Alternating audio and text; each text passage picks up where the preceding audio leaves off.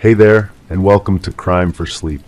I know you're having trouble falling asleep, so let me keep you company with true crime stories from around the world. Before we dive in, I'm curious, where did you first hear this one? If you enjoy these stories, don't forget to like, comment, and subscribe. Now get comfortable, and let's get into tonight's case. Crime won one standard, the other reversed inside the room. When they opened it, the wallpaper had been clawed off near the crib. Stuffed animals were lined up facing the wall, and carved into the crib rail was, "She said I was too loud again." In the quiet suburban town of Millersville, Pennsylvania, the Pearson family had always been regarded as picture perfect. Thomas and Rebecca Pearson moved there in 2018, seeking a safe community to raise their daughter, Emma. Thomas worked as a software developer, often from home, while Rebecca had recently returned to her position as a high school English teacher after a year of maternity leave. Emma Grace Pearson was born on April 12, 2021, a cherished child who arrived after Rebecca had suffered 2 miscarriages. Neighbors described the Pearsons as devoted parents, if somewhat private. The family lived in a renovated 2-story colonial on Sycamore Street, with a meticulously maintained yard and white picket fence that seemed to embody the American dream. Rebecca's colleague, Diane Winters, would later recall that Rebecca had appeared increasingly exhausted in the months leading up to March 2023. She mentioned that Emma wasn't sleeping well, Diane told investigators. She'd joke about it, saying that's parenthood, but there was something in her eyes, a weariness that went beyond normal fatigue. Thomas's cousin, who visited for Christmas in 2022, noted tension between the couple. They were arguing in whispers. Rebecca kept saying something about the noises, and Thomas just looked defeated. When asked directly if everything was okay, both had smiled and changed the subject. On the morning of March 17, 2023, Thomas Pearson called 911 at 6:37 a.m. The call recording captured a man barely able to form coherent sentences between sobs. "My baby, my wife, please come, something's wrong, something's very wrong." When the dispatcher asked if anyone was injured, Thomas's response was chilling. "I don't know where they are. The nursery door is locked from the inside." First responders arrived within 8 minutes. They found Thomas Pearson in the hallway outside the nursery, still in his pajamas, attempting to force the door open with a screwdriver. Officer Jenna Rodriguez noted in her report that Thomas appeared disoriented and frantic, repeatedly mumbling, "Rebecca would never lock it. We promised never to lock it." The responding officers had to break through the door, damaging the frame in the process. What they discovered inside the nursery would become the central mystery of what local media later dubbed the locked room case. The room was empty, no Rebecca, no Emma. The crib was made up neatly with a yellow blanket perfectly folded at one end. The window was closed and locked from the inside. A row of stuffed animals, a teddy bear, a rabbit, a giraffe, and a lamb, were arranged with military precision, all facing the wall. Near the crib, large sections of flowered wallpaper had been torn away, leaving ragged edges and exposed drywall that had been deeply gouged, as if with fingernails. And there, carved into the wooden rail of the crib in jagged, desperate lettering, "She said I was too loud again." Detective Marcus Holloway, a 15-year veteran of the Millersville Police Department, was assigned as lead investigator. His first interview with Thomas revealed a series of troubling details. Thomas claimed he had gone to bed around 11:30 p.m. with Rebecca beside him. He had taken a sleep aid prescribed for occasional insomnia and remembered nothing until he woke at 6:30 a.m. to find Rebecca's side of the bed empty. "I thought she was with Emma," Thomas explained, his voice hollow. Sometimes she sleeps in the nursery when Emma's having a bad night, but when I tried the door, it wouldn't open. When asked about the reversed lock on the nursery door, an unusual feature for a child's room, Thomas's explanation raised the first red flag for investigators. Emma started sleepwalking around 18 months. We were worried she might wander downstairs or outside at night. Rebecca found the reversible lock online, said it was the safest option. But neighbors on both sides of the Pearson home told a different story. Sandra Mitchell, who lived to the right of the Pearsons, reported hearing crying, almost constant crying from the baby, particularly at night. Rebecca would sometimes be in their front yard at odd hours, just sitting in the dark with the baby monitor beside her. When I asked if everything was okay, she just said Emma was going through a phase. The neighbor on the left, an elderly man named Harold Cooper, provided the most disturbing account. 2 weeks before they disappeared, I was out walking my dog late, around midnight. I heard Rebecca's voice from their open bedroom window. She was saying, "I can't take the noises anymore. She's not making normal noises, Thomas." Then a man's voice, must have been Thomas, said something I couldn't make out. Then Rebecca again, clear as day. "No one believes me. There's something wrong with her voice." The investigation quickly expanded. Rebecca's cell phone was found in their bedroom, charging on her nightstand. Her purse, wallet, and car keys remained in the house. The family's 2 vehicles were both parked in the driveway. There were no signs of forced entry. The home security system showed no activity during the night. The baby monitor in the master bedroom was turned off.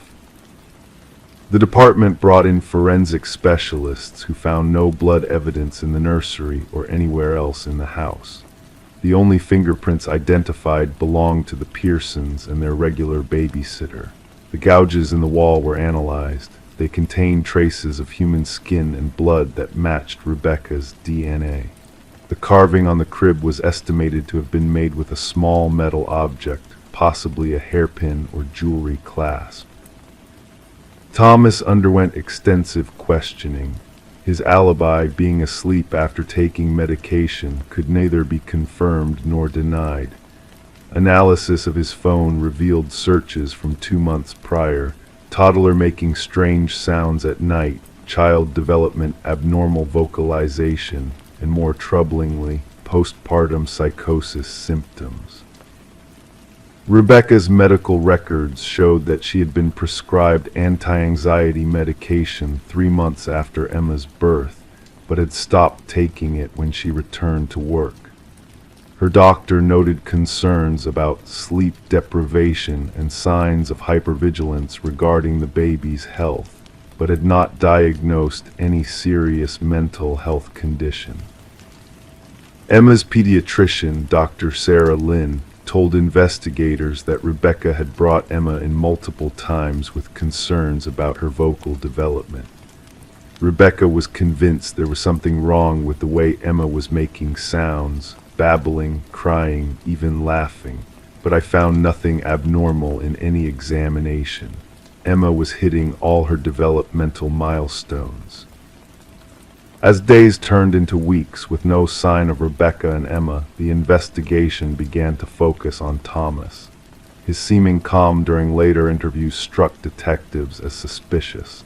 When presented with the information from neighbors about Rebecca's concerns regarding Emma's noises, Thomas appeared genuinely confused.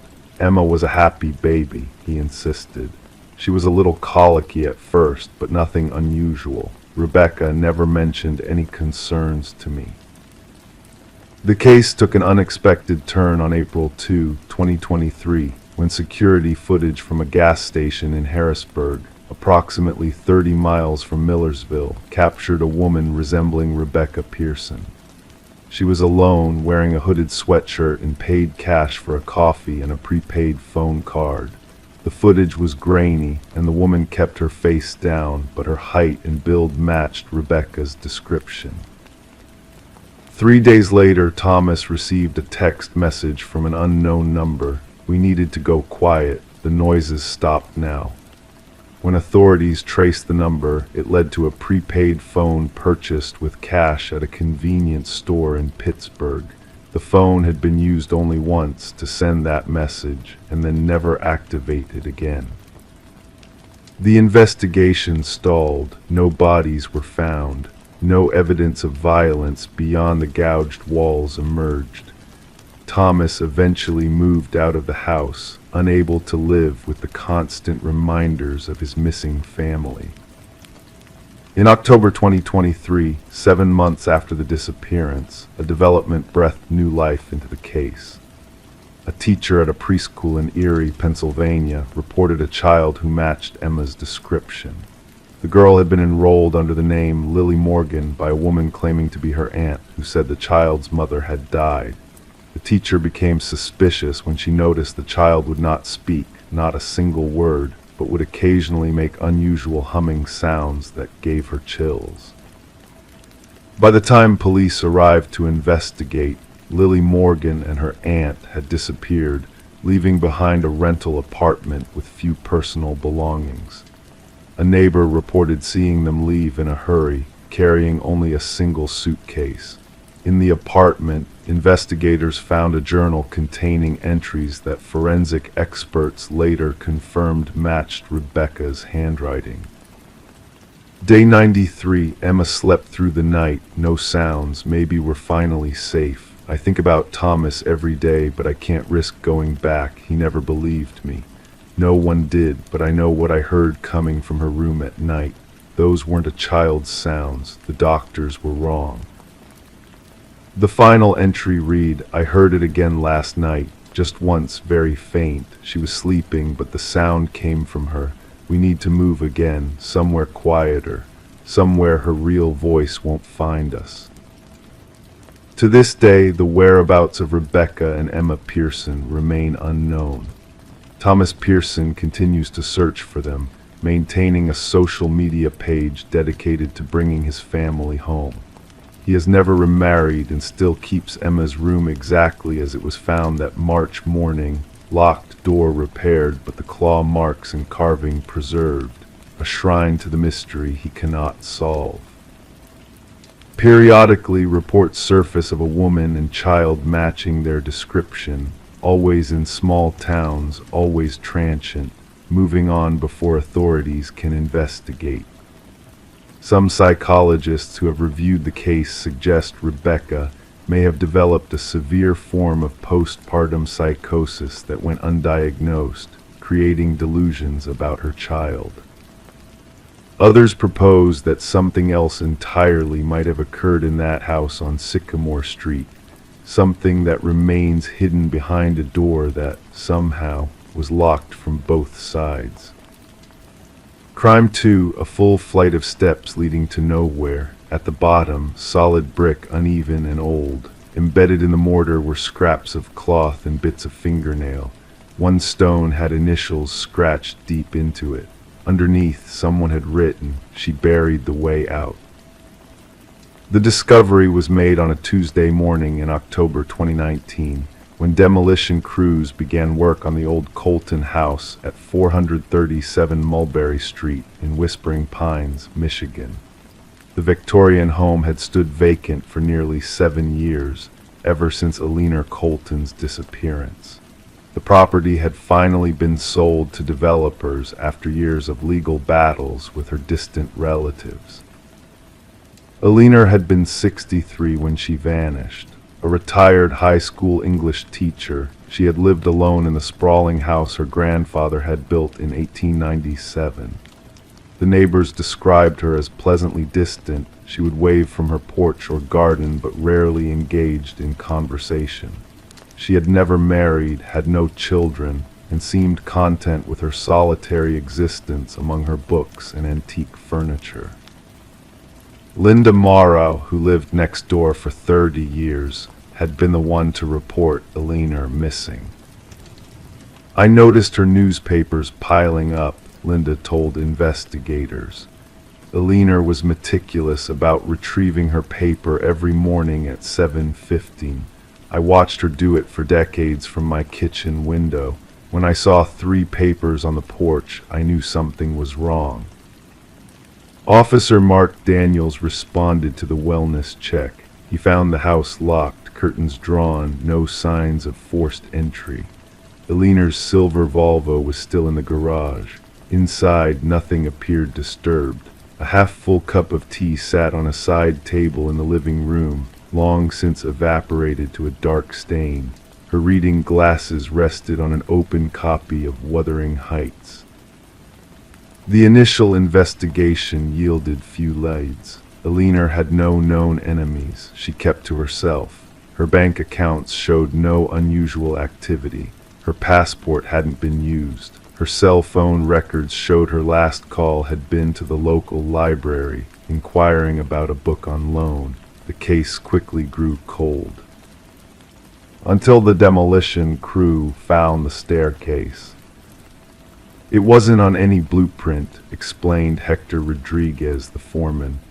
We knocked through a false wall in the basement and found this narrow staircase going down another level. Old houses sometimes have weird additions, but this was different. It looked newer than the rest of the foundation. The stairs descended into darkness, ending at a brick wall that appeared to have been constructed much more recently than the house itself. The mortar was still relatively fresh, perhaps only a few years old. What disturbed the workers most were the marks on the wall, the embedded cloth fibers, the scratch marks, and those unsettling words carved into one of the bricks. Detective Sarah Chen took over the investigation. As she stood at the bottom of the hidden staircase, her flashlight illuminating the wall, she felt a chill that had nothing to do with the basement's dampness. The initials were E.C. Eleanor Colton, Chen later wrote in her report, but the message below wasn't consistent with her handwriting based on samples we found in the house. Someone else had written, "She buried the way out." The question was, who was she and what was buried? Ground-penetrating radar revealed a hollow space behind the wall. When they carefully removed the bricks, they found a small room, approximately 8 feet square. Inside was a metal box containing several journals, all in Eleanor's handwriting. The most recent entry was dated 3 days after she was last seen. The journals detailed Eleanor's discovery of what she called the family secret.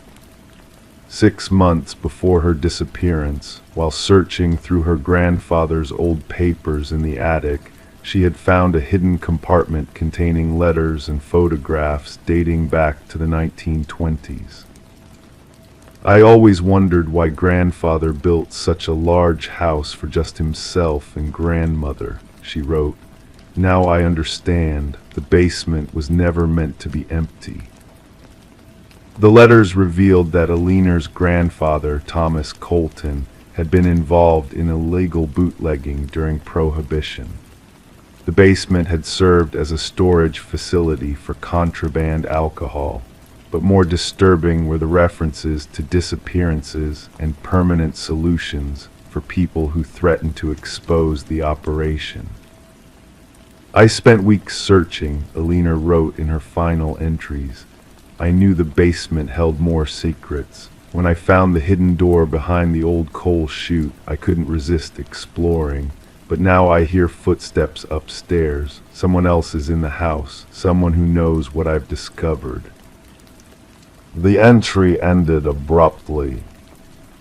Detective Chen expanded the investigation, focusing on who might have known about Eleanor's discovery.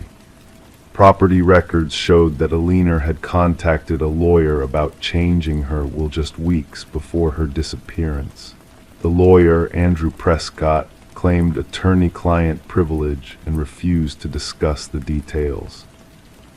The breakthrough came from an unexpected source, a distant cousin of Eleanor's named Marion Colton, who had fought hardest against selling the property. Marion kept insisting that the house had historical value that would be lost if it was demolished, explained Detective Chen. but she had never shown any interest in family history before Alina disappeared. When we searched her home, we found Alina's missing cell phone and several pages torn from the journals. Under questioning, Marion eventually confessed.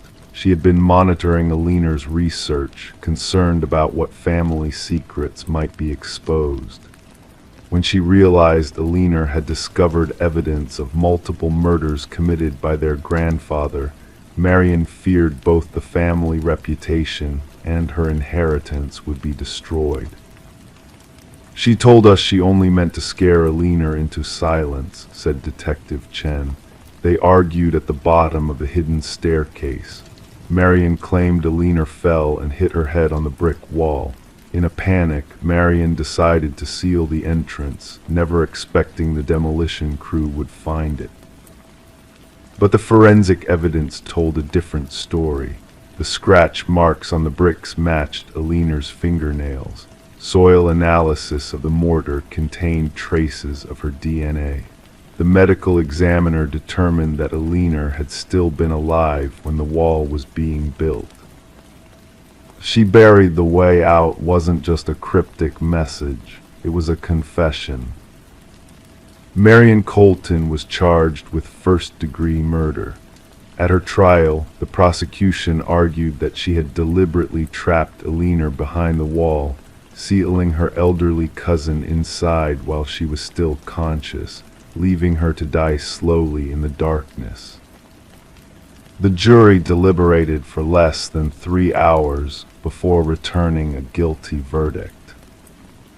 Today, the lot where the Colton house once stood remains empty. Developers found the property impossible to sell after the story made national headlines.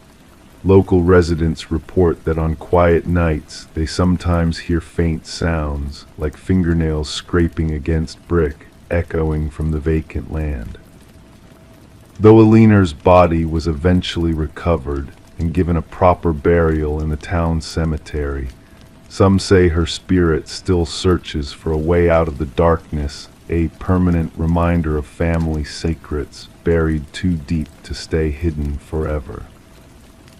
The initials remain visible on the preserved brick now stored in the Whispering Pines Historical Society, a testament to one woman's final moments and the dark history she uncovered. Underneath, those haunting words continue to chill visitors. She buried the way out. Crime 3. In the dead of winter, the concrete radiated heat. When they pulled up the floorboards, they found charred fabric and melted plastic toys. A single line had been etched into the concrete slab beneath. She cooked them quiet. The house at 47 Mulberry Lane had stood for nearly 80 years in the small town of Whispering Pines, Connecticut. Most residents knew it as the old Millbrook Place, though the Millbrook family hadn't lived there for decades. By January 2023, the home belonged to Diane Weathers, a 34-year-old single mother who had moved to town 3 years prior with her twin daughters, Emma and Lily. Diane kept to herself. Neighbors would occasionally see her tending to her garden or walking to the corner store, her dark hair pulled back in a neat ponytail, eyes always cast downward. She worked remotely as a medical transcriptionist, rarely leaving home except for necessities. The twins, 7 years old with identical honey blonde hair, were homeschooled. Some neighbors had never seen them at all, though on rare summer evenings, distant laughter could be heard from the backyard. She was quiet, polite when you talked to her, but you could tell she didn't want the conversation to last, recalled Martha Simmons, who lived across the street. The girls, though, I only saw them a handful of times, sweet little things, always holding hands, always whispering to each other. The Weathers family seemed unremarkable until December 16th, when Diane's mother, Alina, called the local police department. She hadn't heard from her daughter or granddaughters in over 3 weeks, despite their regular Sunday evening phone calls. Alina lived in Arizona and hadn't seen her family in person for almost a year. I knew something was wrong, Alina later told investigators. Diane never missed our calls. Never. Even when the girls had the flu last winter, she still called, said it was important to keep routines. Officer Paul Decker was the first to respond to the wellness check. The morning was bitterly cold, with temperatures hovering around 12 degrees. He knocked repeatedly, waited, then circled the property. Nothing seemed amiss from the outside. The curtains were drawn. A small wreath hung on the front door. The driveway was clear of snow, though Diane's gray Honda was nowhere to be seen. I had a feeling, Officer Decker would later state. Sometimes you just know the house felt empty, but not abandoned, like someone had carefully closed it up. Using the authority granted for wellness checks, Officer Decker gained entry through a partially unlocked kitchen window. Inside, the house was immaculate. Dishes were washed and put away. The refrigerator contained fresh groceries. A child's drawing was magneted to the door, 3 stick figures holding hands beneath a yellow sun. In the living room, a Christmas tree stood fully decorated, presents already arranged beneath it. Each was meticulously wrapped and labeled, to Emma from Santa, to Lily from Santa, to Mommy from your angels. The bedrooms upstairs were equally pristine. The twins' room featured 2 perfectly made beds with matching lavender comforters. A row of stuffed animals sat arranged by size on each pillow. The closet contained neatly hung dresses and play clothes. Nothing appeared to be missing. Diane's bedroom was similarly undisturbed. Her bed was made, her clothes hung in the closet. On her nightstand sat a framed photo of the twins as toddlers and a small bottle of sleeping pills, half empty. It wasn't until Officer Decker descended to the basement that something felt wrong. In the dead of winter, with snow piled outside the small basement windows, the concrete floor radiated an unnatural warmth. The basement was finished with cheap wood paneling and laminate flooring, clearly a DIY project. A small play area was set up in one corner with a child-sized table, art supplies, and a bookshelf full of children's books. Another corner held laundry equipment, a washer, dryer, and folding table with neatly stacked clothes. Officer Decker later described feeling drawn to a particular section of flooring near the center of the room. It just didn't look right, he recalled. The laminate pieces didn't quite match up, and that heat, you could feel it through your shoes. By evening, the basement floor had been pulled up, revealing a disturbing scene. Beneath the laminate and padding was a concrete slab that had been recently poured, perhaps within the last month, according to initial assessments. The concrete was still curing, generating the unnatural heat. Embedded within it were partially melted children's toys, scraps of fabric that appeared to be from clothing, and what looked like bits of charred organic material. Most chilling was a crude message etched into the concrete while it was still wet. She cooked them quiet. Detective Maria Alvarez took over the investigation from there. The house was immediately sealed as a crime scene, and an APB was issued for Diane Weathers and the twins. Ground-penetrating radar was brought in to examine the concrete slab, revealing what appeared to be 2 small forms encased within. The basement had been converted into an oven of sorts, explained forensic technician James Hartford. Someone had disconnected the main heating pipes and redirected them beneath that section of floor. It would have raised the temperature significantly, enough to do what we feared had been done. As investigators carefully excavated the concrete, they discovered the remains of 2 small bodies, positioned side by side, their hands appearing to have been arranged to touch. DNA testing would later confirm they were Emma and Lily Weathers. The search for Diane intensified. Her car was discovered 3 days later at a long-term parking lot near Bradley International Airport. Security footage showed her parking the vehicle on December 3rd, entering the terminal with a single suitcase and purchasing a ticket with cash. The trail went cold from there. She had used a false ID, and it was unclear which flight she had boarded. As detectives pieced together Diane's life, a troubling portrait emerged. She had no history of mental illness or violent behavior.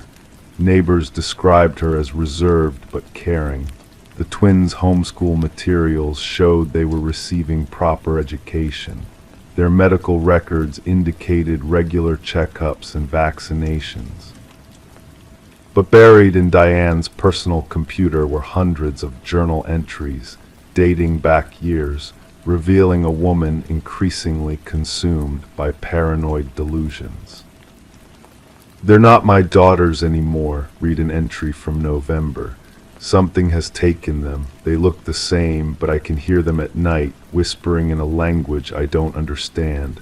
When they think I'm not watching, they move differently. No human child moves that way." The entries grew increasingly disturbed, describing how the twins' eyes reflected light like animals and how they knew things no child should know. Diane wrote about hearing them discussing her through the walls, plotting something terrible. The final entry, dated December 2nd, read, "I know what I have to do. God forgive me, but they're not children anymore. Whatever is wearing their skin needs to be sent back. Fire is the only way. I'll make it quick. I'll make it quiet. And then I'll disappear before they send more to find me." 3 months after the discovery, Diane Weathers remains at large.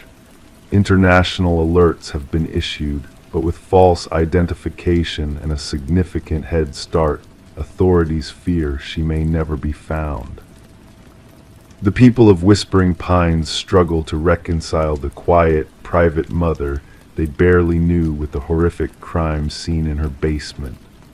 A memorial for Emma and Lily stands in the town square, two small angel statues holding hands. Martha Simmons, the neighbor who occasionally glimpsed the family, placed flowers there last week. "I keep thinking about those little girls always whispering together," she said, her voice breaking. "Were they afraid? Did they know something was wrong with their mother? I should have reached out more. Maybe I could have." She didn't finish the thought. The house on Mulberry Lane remains empty, a silent testament to the tragedy. No one has made an offer to purchase it, despite the depressed asking price.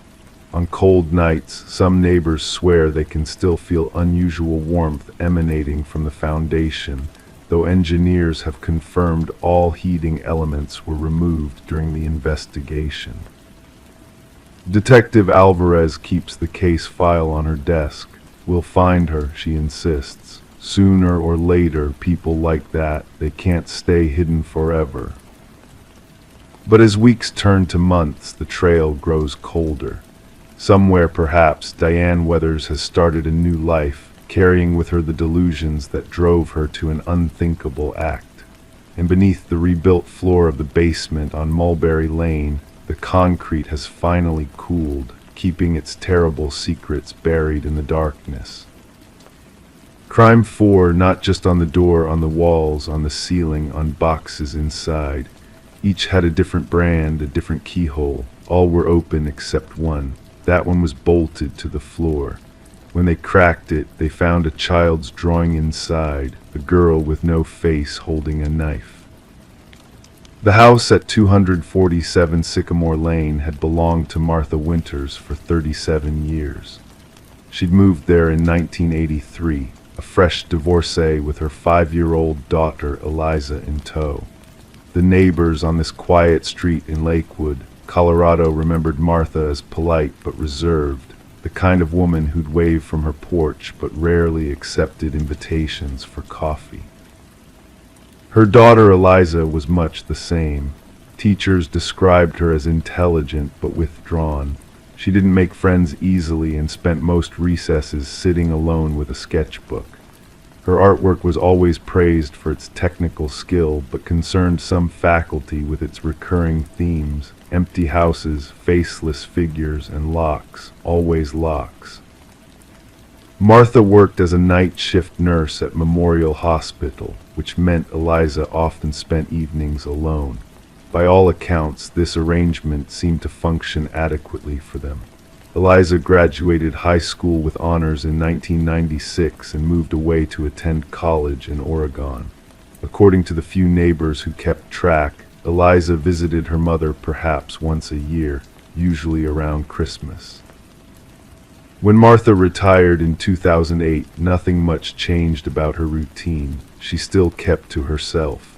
Her garden remained immaculate, roses in summer, chrysanthemums in fall. Her porch light went on at dusk and off at dawn like clockwork. Then in April 2020, a neighbor noticed Martha's newspapers piling up. The porch light remained on during daylight hours for 3 consecutive days. Concerned calls went unanswered. On April 14th, neighbor Raymond Cowell finally contacted the police to request a wellness check. Officer Damian Torres and his partner arrived at 11:42 a.m. They knocked, received no answer, and peered through windows. Everything appeared orderly. With growing concern, they made the decision to enter through an unlocked back door. The house was clean, Officer Torres would later write in his report. Almost too clean, like a museum where nothing's been touched in years. Martha wasn't in the living room or kitchen, not in her bedroom or bathroom either. The officers were about to leave, thinking perhaps she'd gone on an unannounced trip, when Torres noticed something unusual about the hallway closet. A brand new padlock on an old door. When they removed the lock and opened the door, they found not a standard closet, but a small room, approximately 6 by 6 feet. The walls, ceiling, and various containers within were covered with locks, padlocks, combination locks, antique skeleton key locks, at least 40 in total. All stood open, their mechanisms exposed, except for one heavy-duty floor safe bolted to the center of the room. It took specialists nearly 2 hours to crack that final lock. Inside was no money, no jewelry, just a single sheet of paper, a child's drawing of a girl holding a knife. The girl had no face. And Martha Winters was nowhere to be found. The investigation began in earnest the next day. Detective Sophia Ramirez was assigned as lead. Her first call was to Eliza Winters, now Eliza Tanner, living in Portland with her husband and teenage son. She sounded shocked, Detective Ramirez noted, but there was something else there too, not grief exactly, more like resignation. Eliza arrived in Lakewood 3 days later. She walked through her childhood home with detectives, her face betraying little emotion until they showed her the closet room.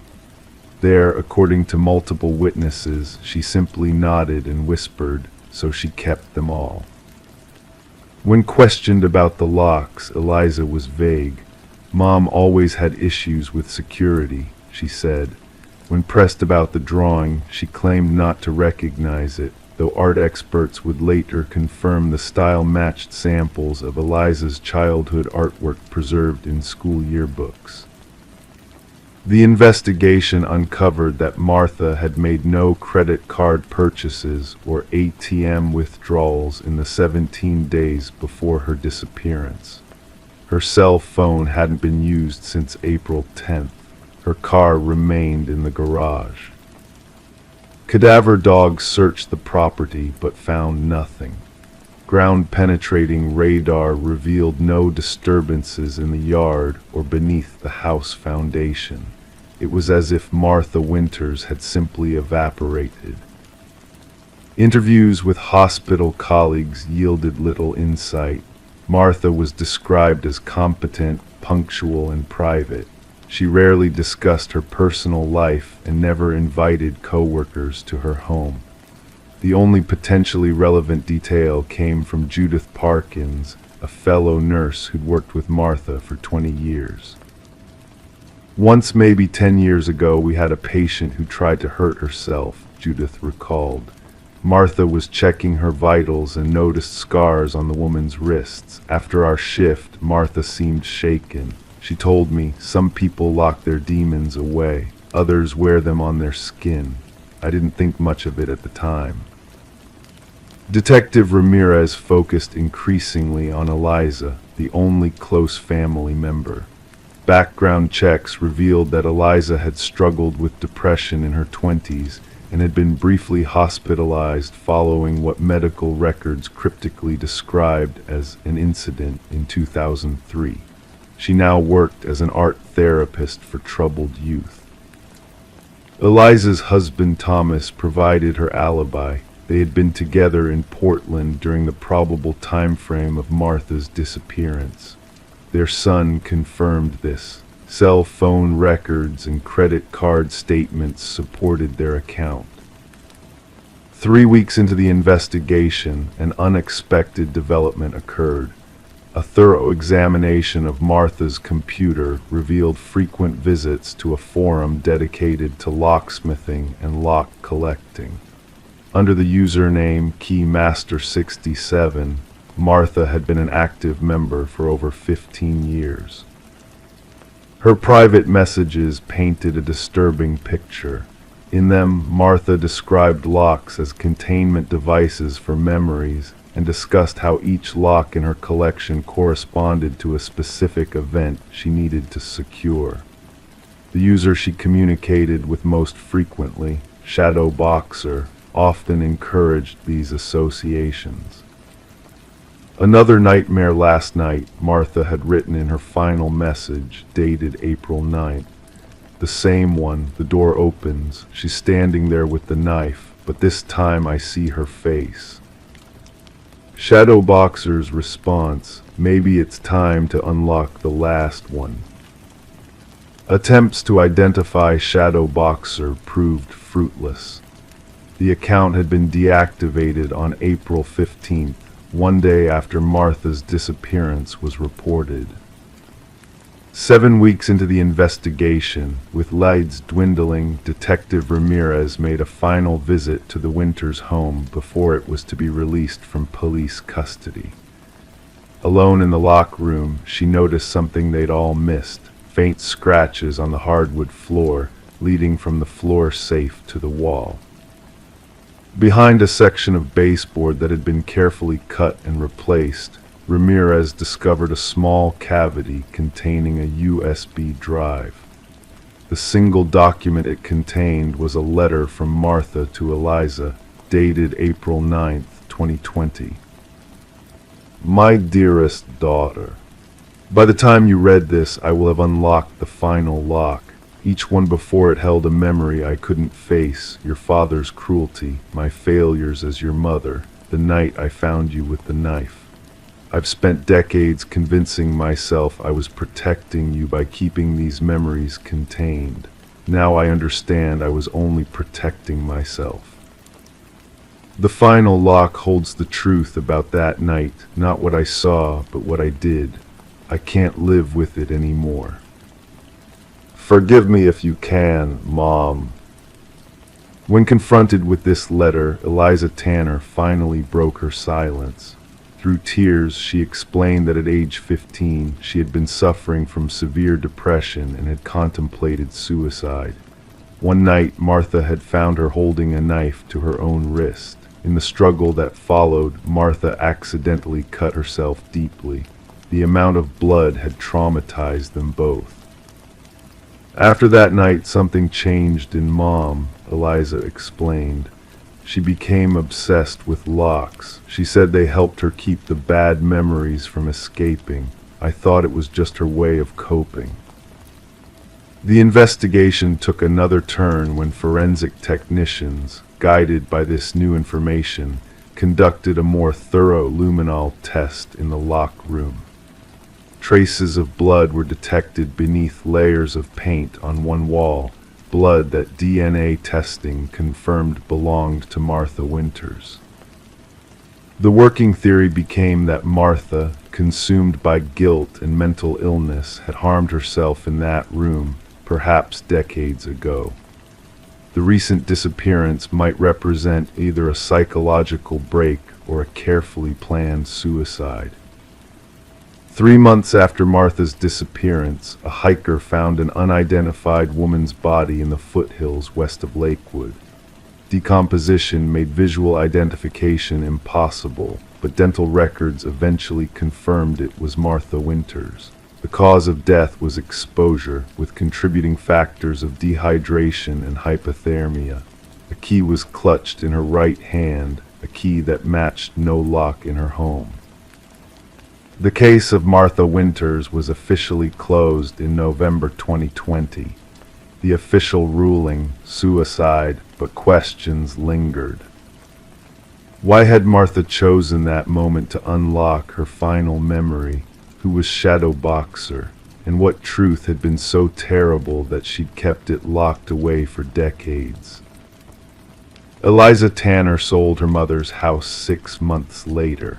The new owners renovated extensively, removing all traces of the locked room. They reported no unusual occurrences, no lingering sense of the tragedy that had unfolded there. But sometimes, neighbors say, when the night is particularly still, they can hear a faint metallic sound from the direction of 247 Sycamore Lane, like the turning of a key in a lock that refuses to open. Crime 5, no envelope, no paper, just human teeth, some baby-sized, others rotten. They arrived one by one. On the 7th day, a note came folded around a molar. She likes the ones that fall out. Marion Collins had lived in the small town of Lakeview, Oregon, for nearly all of her 43 years. A dental hygienist at the local practice, she was known for her gentle touch and soothing voice that calmed even the most anxious patients. Her colleagues described her as methodical, organized, and unfailingly kind. She had never married, choosing instead to dedicate her life to her aging mother, her work, and her immaculate colonial-style home on Cypress Lane. Each morning, Marion would wake at 5:30 a.m., prepare a cup of black coffee, and sit on her porch watching the fog lift from the nearby lake. Her neighbors grew accustomed to her predictable routine, the sight of her reading the newspaper in the soft morning light, her dark hair pulled into a neat bun. Some found her quiet nature odd, but most regarded her as a private, harmless fixture in their community. On April 12, 2022, that routine was interrupted. Marion stepped onto her porch to retrieve her newspaper when she noticed something unusual protruding from her mail slot. At first, she thought it was a piece of white gravel or perhaps a small pebble that neighborhood kids had pushed through as a prank. But when she picked it up and felt its smooth surface, the distinct shape became unmistakable, a human incisor, clean and intact. Disturbed but not alarmed enough to call the police, Marion placed the tooth in a small jar in her kitchen drawer. Perhaps it was a bizarre mistake, she reasoned, or a dental school student's idea of a joke.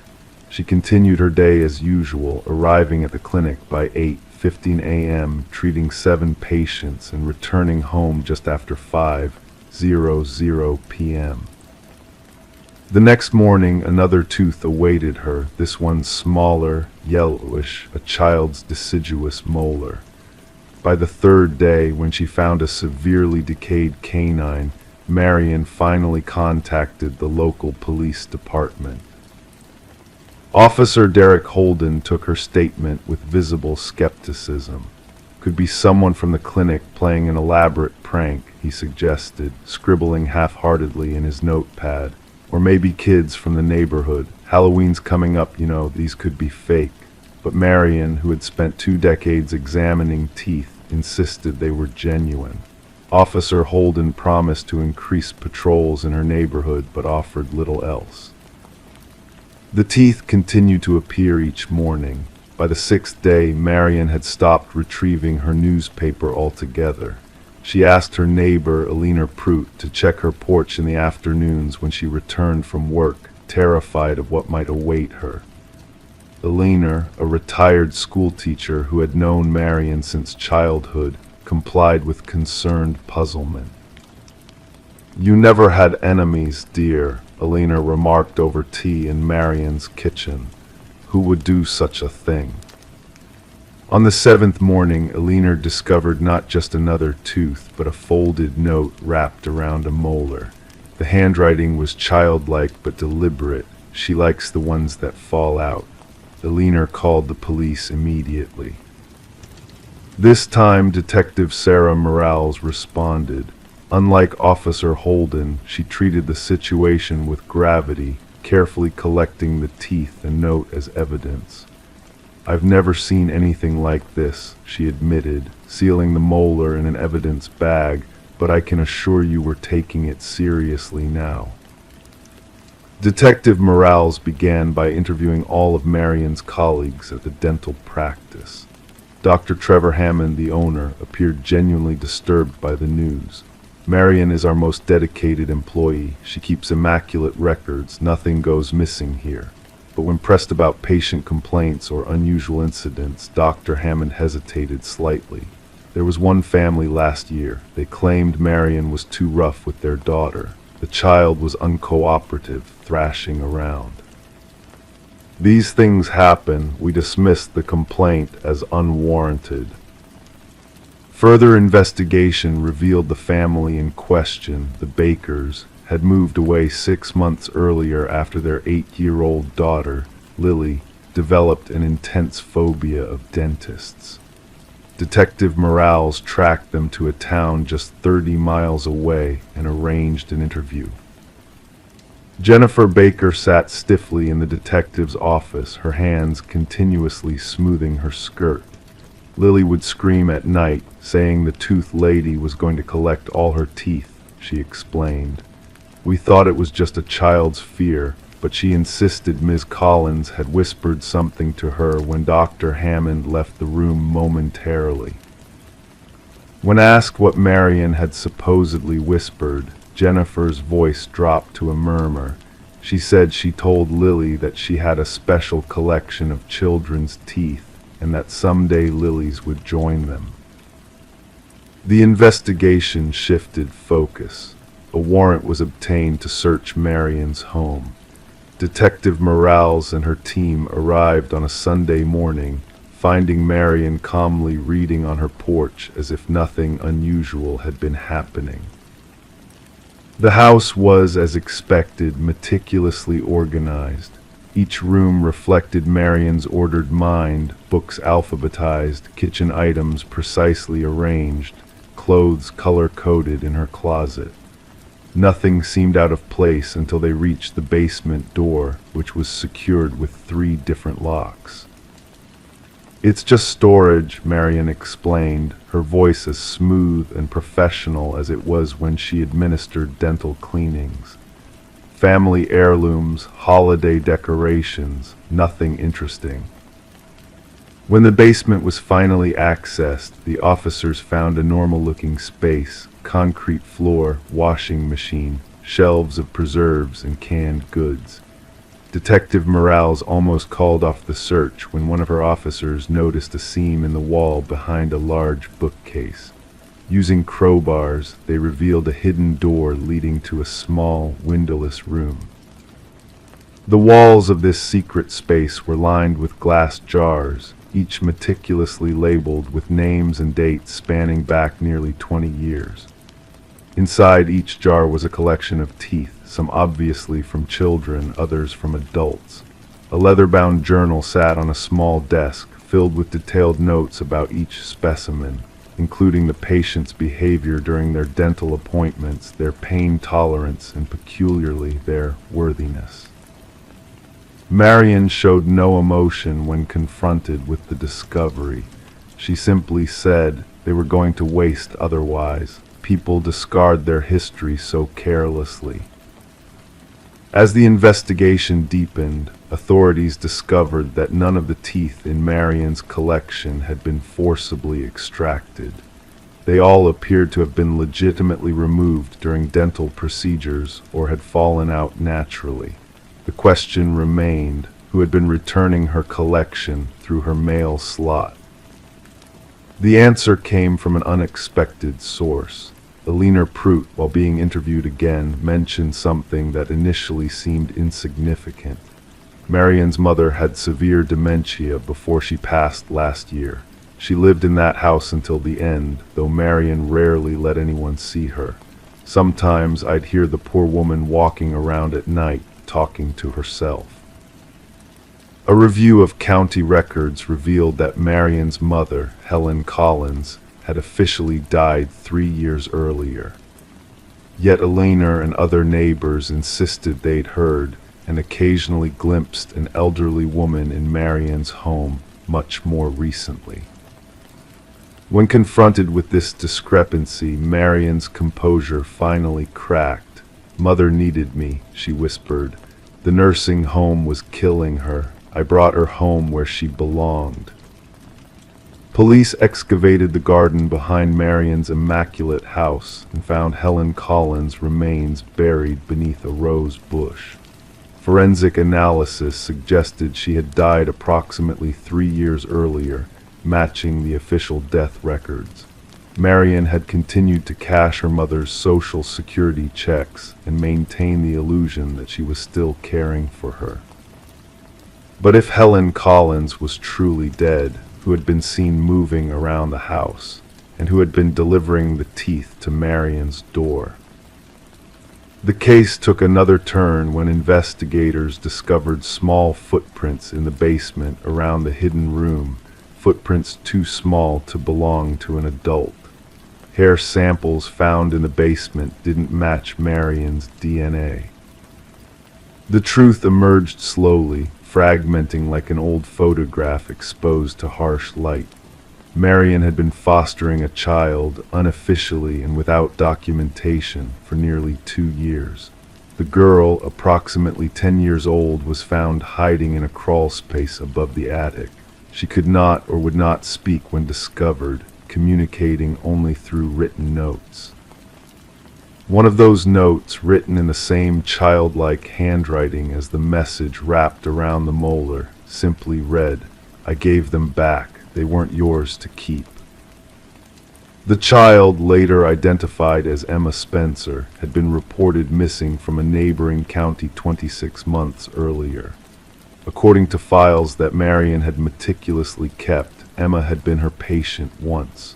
During the appointment, Emma had mentioned that her foster parents hurt her when she was bad. Marion, seeing herself as a rescuer, had taken the girl after a dental procedure, sedating her and bringing her to the hidden room. Emma had discovered Marion's collection during her periods of freedom when Marion was at work. Slowly, methodically, she had been returning the teeth to their owner, one by one, her small act of rebellion against her captor. As Marion Collins awaited trial for kidnapping, improper disposal of human remains, fraud, and numerous other charges, the community of Lakeview struggled to reconcile the gentle dental hygienist they thought they knew with the disturbed woman who had created a macabre collection and stolen a child. Emma Spencer was returned to the foster care system, where she remained selectively mute except with her therapist. During one session, she drew a picture of a house with teeth for windows and wrote beneath it, "Sometimes monsters look like normal people. They smile at you while they collect pieces of you." The mail slot of the now empty house on Cypress Lane was eventually sealed shut by the new owners. Neighborhood children still whisper stories about the tooth lady who lived there, and parents call their children inside a little earlier when the sun begins to set over Lakeview.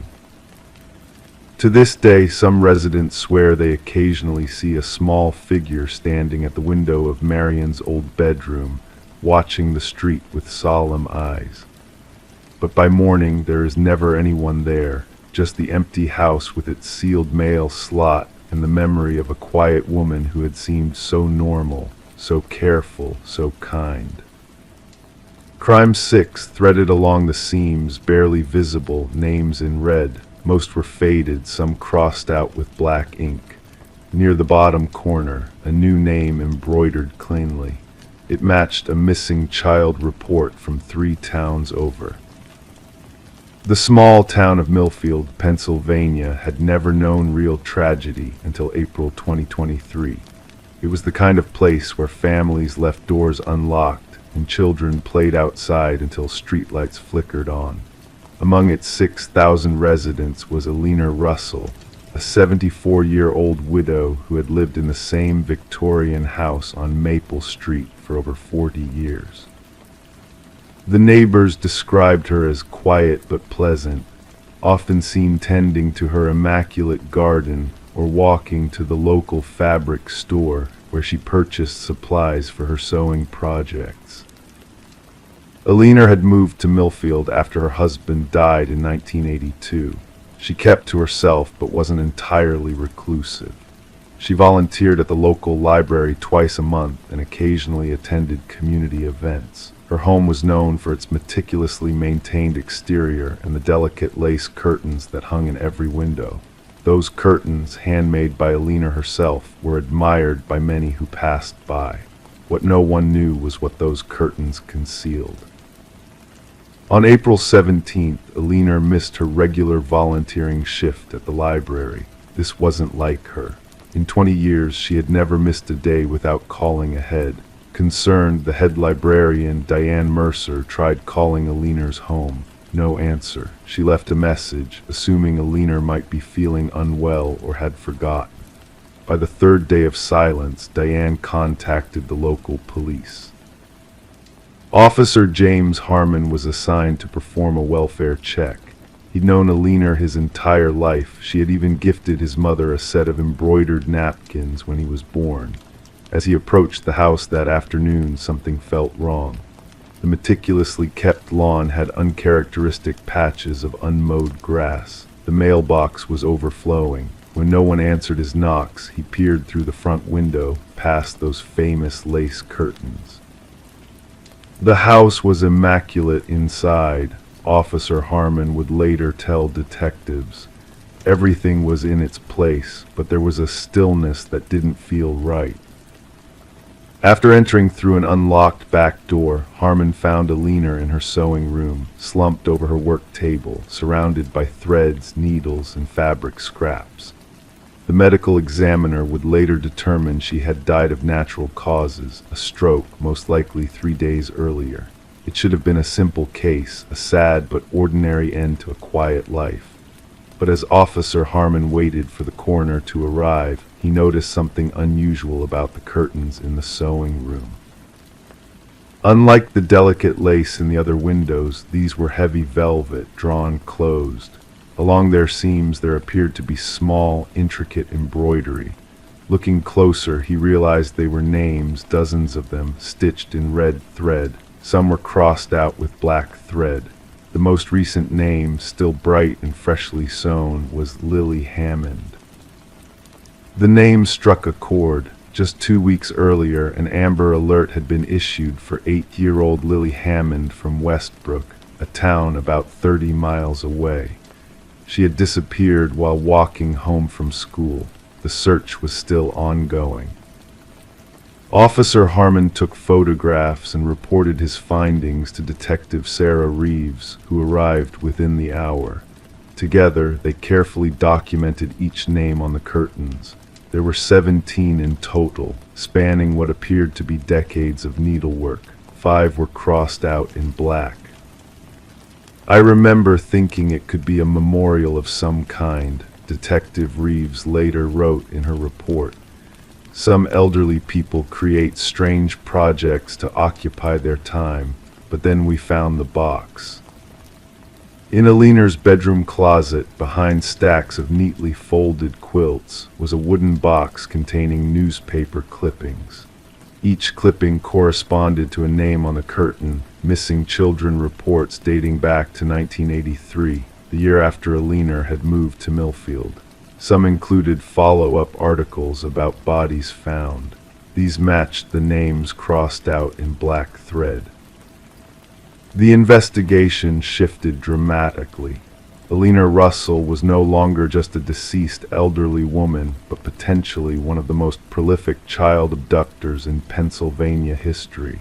Yet the evidence was entirely circumstantial.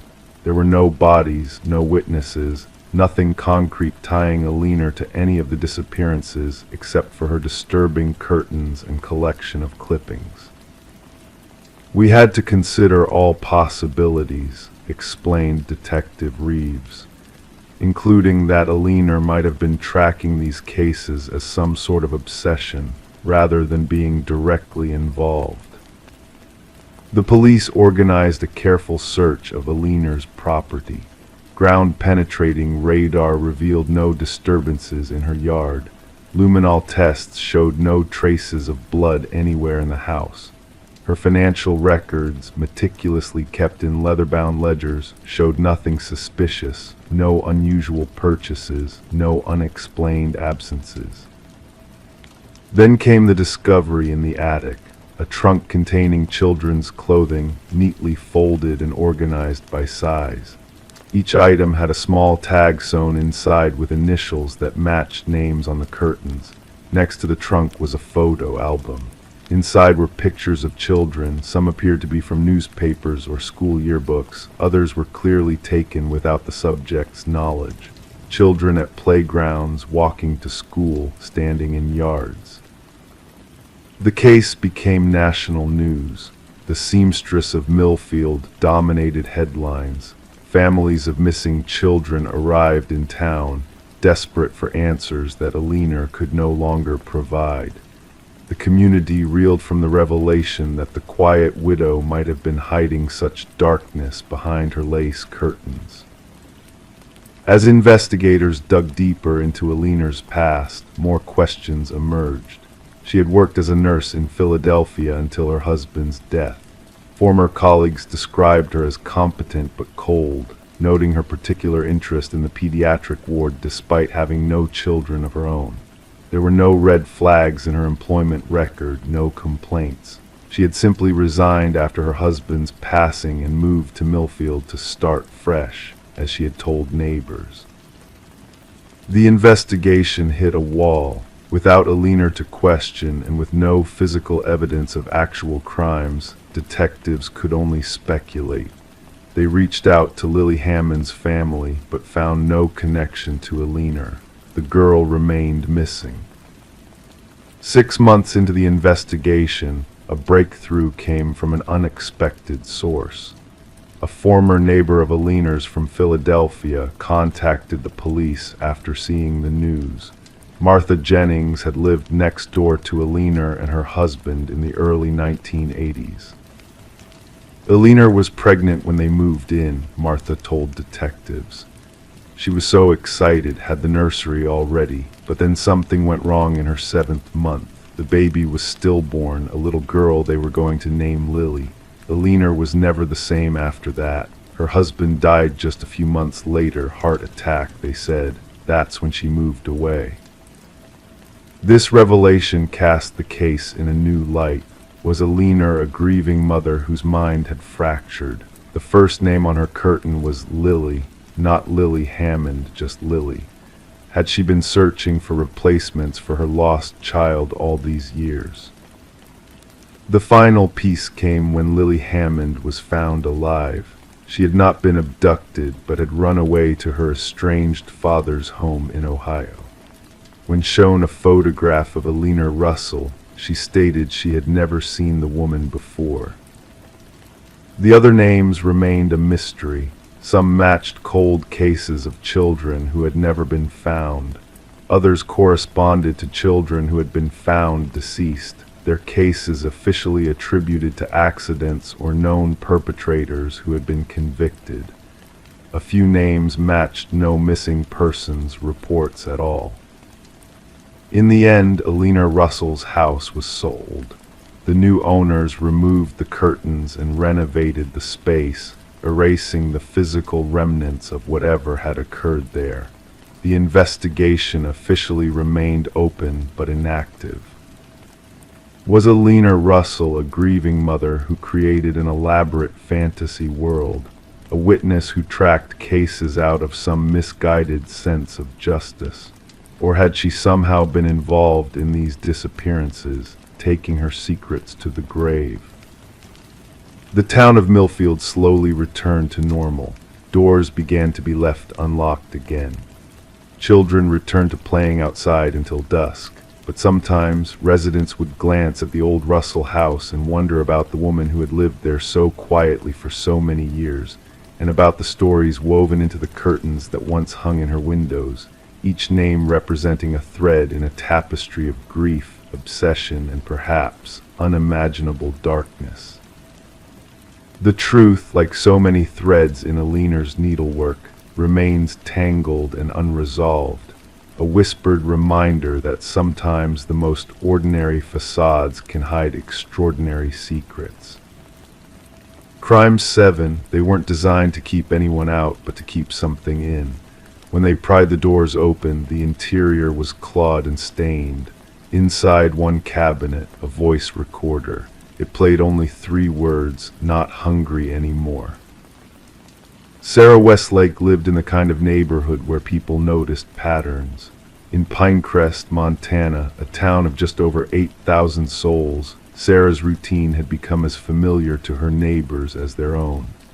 Every morning at 6:15, she would step onto her porch to collect the newspaper. By 6:45, the lights in her kitchen would flicker on, casting a warm glow through half-drawn blinds. Her 1998 Honda Civic would back out of the driveway at precisely 7:30, returning 12 hours later as the streetlights hummed to life. She was the human clock, recalled Margaret Donovan, who lived across the street for 14 years. If Sarah was 5 minutes late leaving for work, I'd wonder if my own watch had stopped. For 38 years, Sarah had worked as a records clerk at Pinecrest Memorial Hospital. Her colleagues described her as pleasant but private. She brought homemade banana bread to office potlucks but rarely spoke about her personal life. The few photographs on her desk showed landscapes, not people. When asked about family, she would offer a gentle smile and steer the conversation elsewhere. Sarah had no children. Her husband, Robert, had passed away in 1997 from heart complications. After his death, she had withdrawn further into herself, finding comfort in the predictable patterns of her daily routine. The only thing that really seemed to bring her joy was her garden, said Thomas Reese, who had delivered mail to Sarah's modest one-story home for over a decade. Every Saturday, rain or shine, she'd be out there with her gardening gloves and wide-brimmed hat, tending to those roses. They were beautiful, deep red, like crushed velvet. On Wednesday, April 17, 2019, Sarah's newspaper remained on the porch. The kitchen lights stayed dark. Her Honda never left the driveway. Margaret Donovan noticed immediately. By noon, she had called the hospital, who confirmed that Sarah had not reported to work or called in sick, something that had never happened in nearly 4 decades of employment. At 2:17 p.m., after several unanswered phone calls, Margaret contacted the Pinecrest Police Department to request a welfare check. Officer Daniel Carruthers and his partner, Officer Luisa Martinez, arrived at Sarah's home at 3:04 p.m. They noted nothing immediately suspicious about the property. The grass was neatly trimmed. The curtains were drawn as they often were. Sarah's car was parked in its usual spot. "We knocked several times," Officer Carruthers later stated in his report. The house was completely silent. No television, no radio, no movement inside. After receiving no response and noting the deviation from the residents' established patterns, the officers decided there was sufficient cause for concern to enter the premises. The front door was locked, but a partially open bathroom window provided access for the slender Officer Martinez. What she found inside would confound investigators for months to come. The living room and bedroom appeared untouched. There was no sign of forced entry or struggle.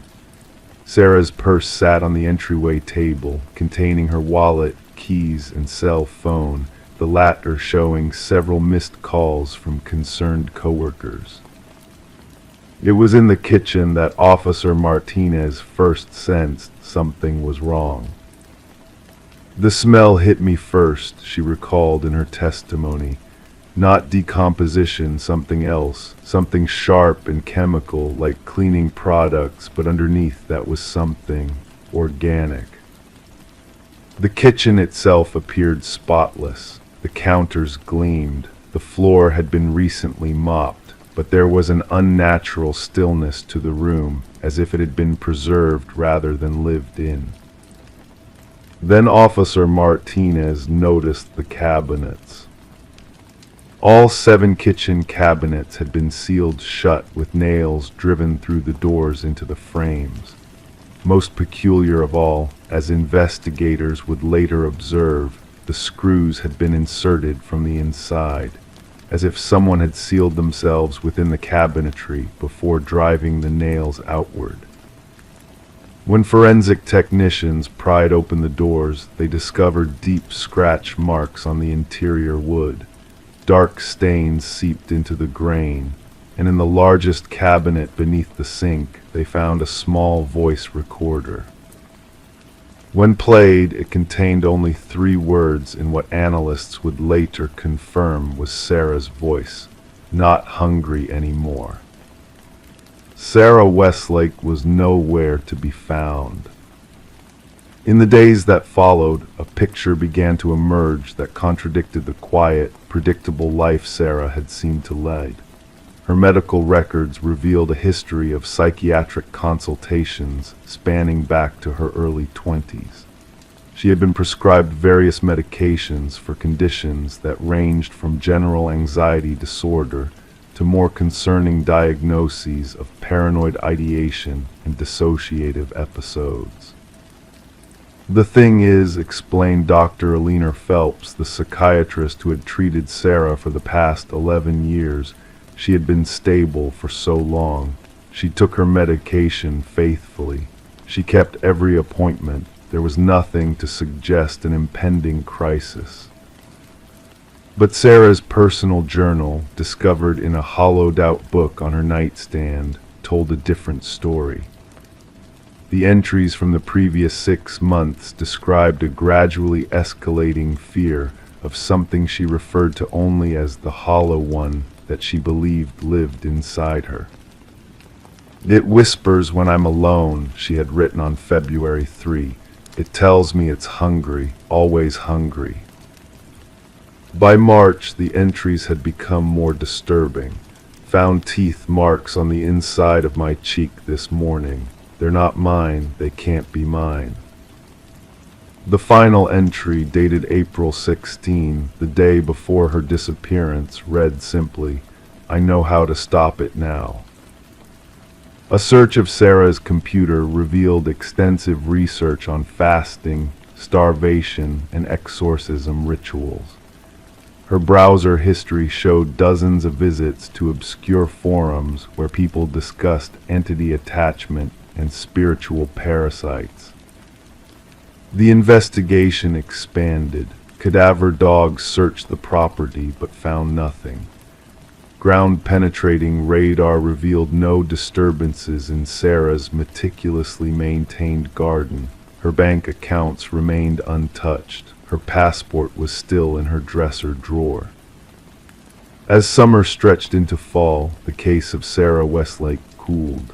Some investigators theorized she had experienced a psychotic break and wandered away, perhaps dying of exposure in the vast wilderness surrounding Pinecrest. Others suspected she had planned her disappearance, though they couldn't account for why a woman approaching retirement age would abandon her pension and property.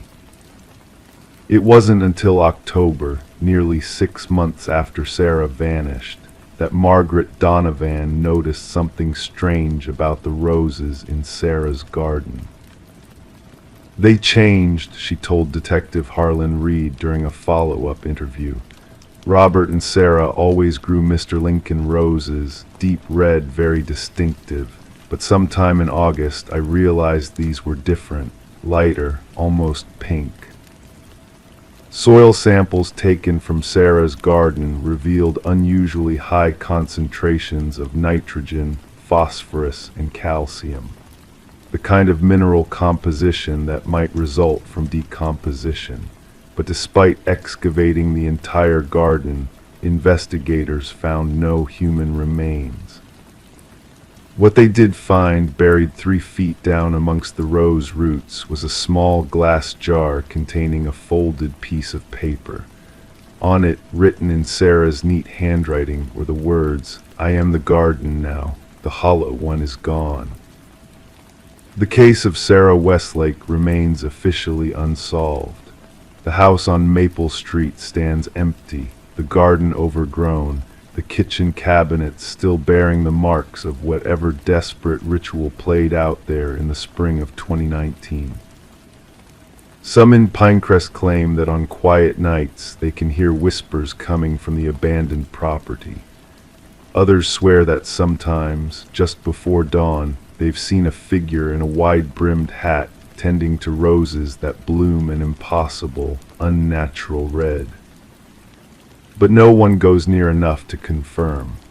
And each spring, when the roses bloom, the residents of Pinecrest glance at that garden with unease, wondering if Sarah found peace or if the hunger simply changed form. The thing about small towns, Detective Reed reflected in his final case notes, is that we notice patterns. We see when things change, but sometimes we only see what people want us to see. Sometimes the darkest struggles happen behind drawn blinds and carefully maintained routines. And sometimes the most disturbing question isn't what happened to Sarah Westlake, but what was happening to her all along. Crime 8, they thought it was a support panel until it cracked. Behind the drywall was a floor-length mirror. On the glass, handprints smeared downward as if someone had been trying to climb out. In the corner, written in reverse, "She never left." In the small town of Oak Ridge, Vermont, the winters came early and stayed late. Most folks knew each other by first name, and Hannah Marsh was no exception. At 32, Hannah was the kind of person people noticed but didn't really know. She worked as a part-time librarian and lived alone in a modest Victorian house that had belonged to her grandmother. It sat at the end of Sycamore Lane, partially obscured by a row of blue spruce trees that had grown wild over the decades. Hannah's daily routine rarely deviated. She would walk to work at 8:15 a.m., her thermos of green tea in one hand, a canvas bag of books in the other. Her colleagues described her as pleasant but reserved, the type who would help you find any book in the library but wouldn't join the staff for drinks after work. Some people found her silence comforting, others found it unnerving. She had these eyes that seemed to take everything in, recalled Linda Pearson, the head librarian, like she was memorizing every detail of a conversation to examine later. In June of 2017, Hannah began a modest renovation of her home. She hired a local handyman, Edward Keats, to help with some updates to the living room and master bedroom. According to town records, the house hadn't been significantly renovated since the 1970s. The wallpaper was peeling in places, and the wood floors creaked stories of their own. Edward would later tell investigators that Hannah had specific requests about the renovations. The most peculiar was that she wanted the north wall of the master bedroom left untouched. When he asked why, she simply said it was structurally necessary. Edward didn't question it further. In small towns like Oak Ridge, people's eccentricities were often respected without interrogation. On September 17th, after 3 months of sporadic renovations, Hannah Marsh stopped showing up at the library. At first, her colleagues assumed she was sick. Linda called Hannah's cell phone, but the calls went straight to voicemail. After 3 days of absence without notification, something entirely out of character for Hannah, Linda reported her missing to the local police. Officer Jim Holden took the initial report. In a town with a population of just under 3,000, a missing person was rare enough to warrant immediate attention. He drove to Hannah's house that same afternoon. Her car, a blue 2010 Toyota Corolla, was parked in the driveway. The front door was locked and no one answered his knocks. After obtaining a warrant, Officer Holden and his partner entered Hannah's home on September 21st. Everything inside seemed undisturbed. A half-empty cup of tea sat on the kitchen counter, cold and growing a film of mold. The bed was made and her toothbrush remained in its holder in the bathroom. Her phone was found on her nightstand, the battery dead. The only thing notably out of place was a hammer resting on the floor of the master bedroom, positioned oddly in the center of the room, as if placed there deliberately. It looked staged, Officer Holden would later note in his report, like someone wanted us to find it exactly like that. The investigation intensified as days turned into weeks. Hannah's bank accounts showed no activity after September 16th. Her passport remained in her desk drawer. Neighbors reported nothing unusual, though one elderly woman who lived across the street mentioned seeing a light in Hannah's bedroom window late on the night of the 16th, moving in an unusual pattern, like someone was searching for something with a flashlight. Edward Keats quickly became a person of interest.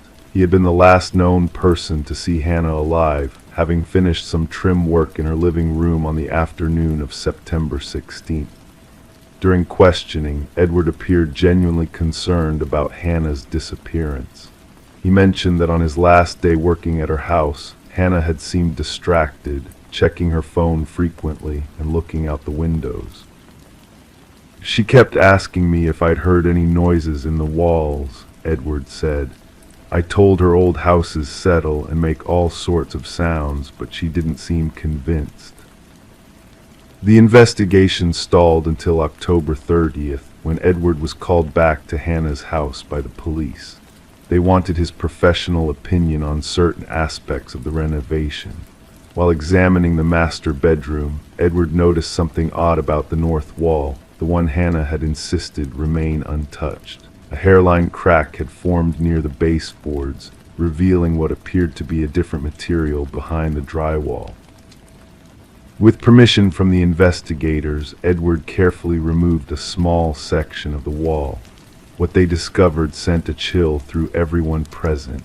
The drywall had been installed directly over a floor-length mirror, and on the reflective surface, partially obscured by adhesive, were handprints smeared downward, as if someone had been trying to climb out of the glass itself. In the corner of the mirror, written in what appeared to be lipstick and reversed from being viewed from behind, were the words, "She never left." Forensic analysts were immediately called to the scene. The handprints matched Hannah's. The lipstick was identified as the same shade Hannah wore regularly, a deep burgundy from a high-end brand. But most disturbing was the discovery that the adhesive used to attach the drywall to the mirror was less than 3 years old, while the mirror itself appeared to be original to the house, dating back to the early 1900s. A deeper investigation into the house's history revealed a pattern that had gone unnoticed for decades. Every 20 years approximately, a single woman living in the house would vanish without explanation. The first documented disappearance was in 1938, Eliza Whitmore, aged 29. Then in 1957, Catherine Doyle, aged 34. In 1978, Patricia Hemingway, aged 30. and in 1997, Diane Larson, age 31. Each time, the house would sit empty for years before eventually being sold to a new owner. The pattern had gone undetected because the periods between disappearances were long enough that different generations of law enforcement handled each case, and the house changed ownership multiple times between incidents. What made Hannah's case different was that she had inherited the house from her grandmother, Margaret Marsh, who had purchased it in 2001. Margaret had never mentioned any strange occurrences in the house to Hannah, though neighbors would later recall that Margaret rarely spent nights there, preferring to sleep at her sister's house across town. The investigation expanded to include the prior disappearances, but with most witnesses long deceased and evidence degraded by time, concrete connections proved elusive. What they did discover, however, was that each of the missing women had made some form of renovation or change to the house shortly before disappearing. The most compelling theory came from Dr. Rebecca Chen, a forensic psychologist consulted on the case. She suggested that Hannah might have discovered something about the house's history and become obsessed with it, possibly staging her own disappearance to perpetuate the legend. The handprints and message could have been created by Hannah herself before she fled. Yet this theory had significant holes. Hannah's financial resources remained untouched. Her closest friends insisted she had no interest in local legends or the supernatural. And most tellingly, her prescription medications, which she needed daily for a thyroid condition, were still in her medicine cabinet with pills remaining for the days after her disappearance. In December of 2017, 3 months after Hannah vanished, the investigation was scaled back due to lack of leads.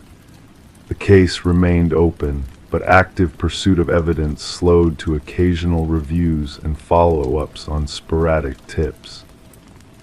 The house on Sycamore Lane was eventually sold at auction in 2019 to a couple from New York looking for a weekend retreat.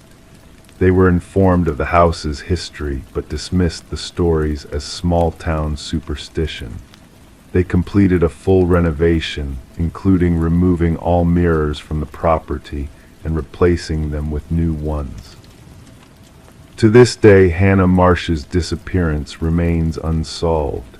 Some locals believe she simply left town, seeking escape from a life that had become too predictable and confined. Others whisper about the mirror, about the way glass can sometimes capture more than just reflections.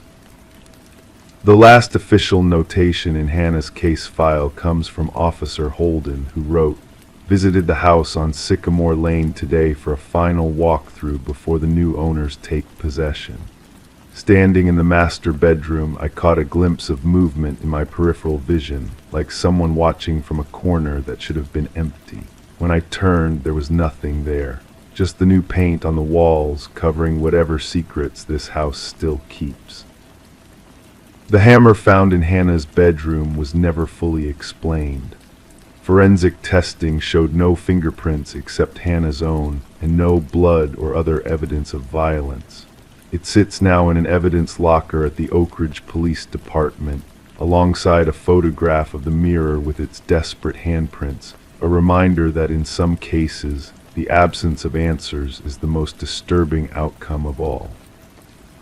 And sometimes, when the night is particularly still in Oak Ridge, residents driving past the house on Sycamore Lane claim they can see a light moving from room to room, as if someone is searching for something lost long ago, or perhaps for a way out.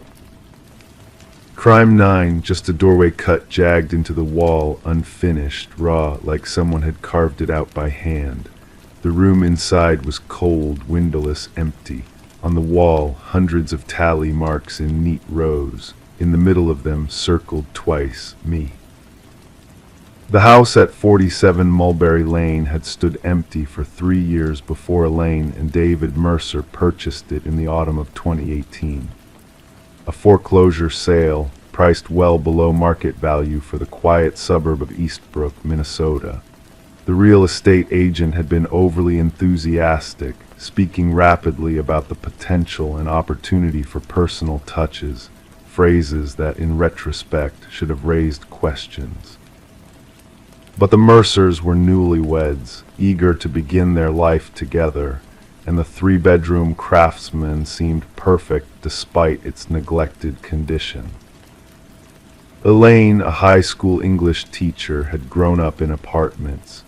David worked remotely as a software developer. Their combined incomes made the mortgage manageable, especially given the bargain price. And so they signed the papers on a dreary October afternoon, rain tapping against the windows of the title company's office as they accepted the keys to their first home. The previous owners, they were told, had moved out of state following financial difficulties. Nothing more specific was offered, and they didn't think to ask.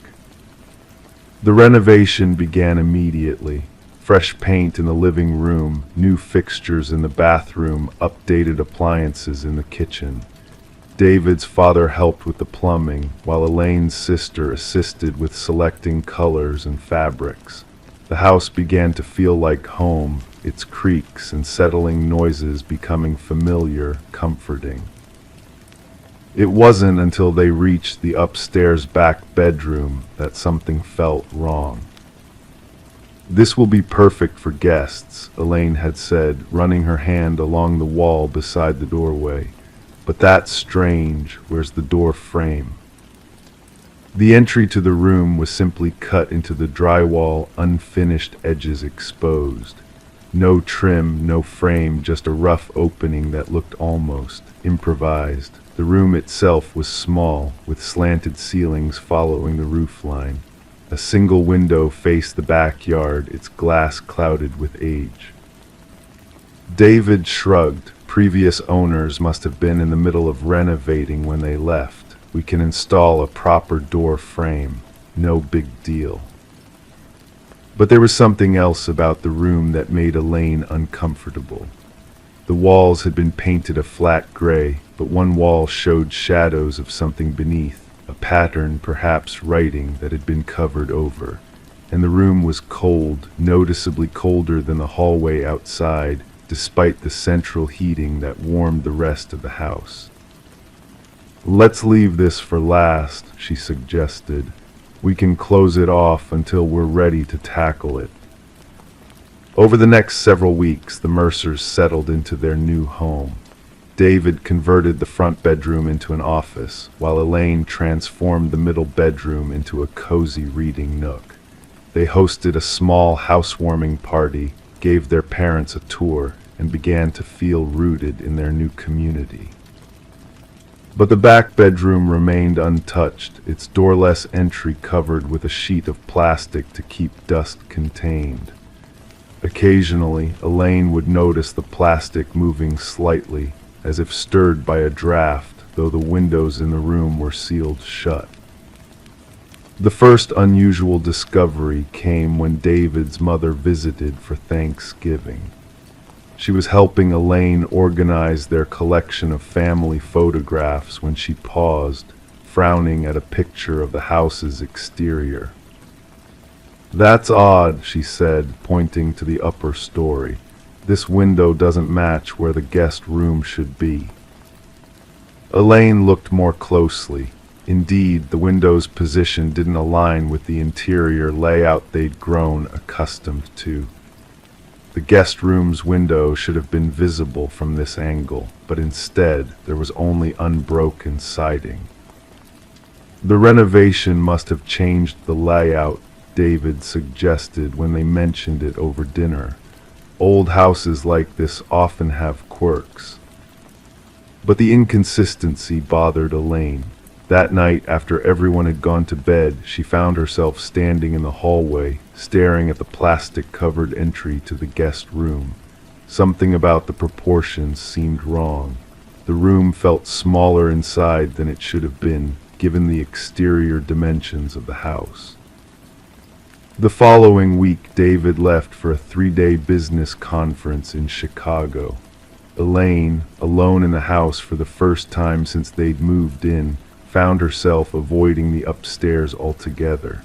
She slept on the couch the first night, telling herself it was because she'd fallen asleep watching television. On the second night, she woke at 3:17 a.m. to a sound like scratching, faint, rhythmic, coming from somewhere above. The heating system, she told herself, old pipes, house settling. But at breakfast, she found herself looking up county property records online. The house had been built in 1928, originally owned by a family named Addison. It had changed hands several times over the decades, most recently purchased by the Harrises in 2010. The Harrises had lost the house to foreclosure in 2015, and it had remained empty until the Mercers bought it. Nothing unusual in the records, nothing to explain her growing unease about the guest room. That afternoon, Elaine decided to face her irrational fears. She pulled down the plastic sheeting and stepped into the guest room, determined to begin preparing it for renovation. The room was empty except for dust and cobwebs in the corners. The strange coldness persisted, even though the day was mild for November. She ran her hand along the wall where she'd previously noticed the shadowy pattern beneath the paint. In the afternoon light, it was barely visible, perhaps just a trick of texture in the drywall. But as she pressed her fingers against it, she felt uneven ridges, as if something had been etched into the wall and then painted over. Curious, she retrieved a utility knife from David's toolbox and carefully scraped at the paint. After several minutes of work, she uncovered what appeared to be tally marks, vertical lines grouped in sets of 5, dozens of them, carefully inscribed into the drywall. Her heart beating faster now, Elaine continued scraping, revealing more and more marks organized in neat rows. And then, near the center of the pattern, she found a word scratched more deeply than the rest: me. Around it, a crude double circle. Elaine stepped back, suddenly understanding why the room felt wrong. The tally marks weren't random graffiti, they were a count, days perhaps, or visitors, or something else entirely. She called David immediately, her voice shaking as she described what she'd found. He tried to reassure her, saying the marks were probably left by contractors or the previous owner's children, but his explanation felt hollow, insufficient. That night, Elaine slept at her sister's apartment. When David returned home, they decided to investigate more thoroughly. Using the utility knife, they carefully removed sections of drywall from the guest room, revealing the wooden studs beneath. Behind one section, they found a small cavity, and within it, a notebook with a faded blue cover. Inside were pages of cramped handwriting, dated entries spanning from June 2013 to October 2015. The journal had belonged to Melissa Harris, the previous owner's teenage daughter. The entries began normally enough: complaints about school, descriptions of friends and crushes, typical teenage concerns. But gradually they took a darker turn. Melissa wrote about hearing voices from the guest room, which her parents insisted was just the house settling.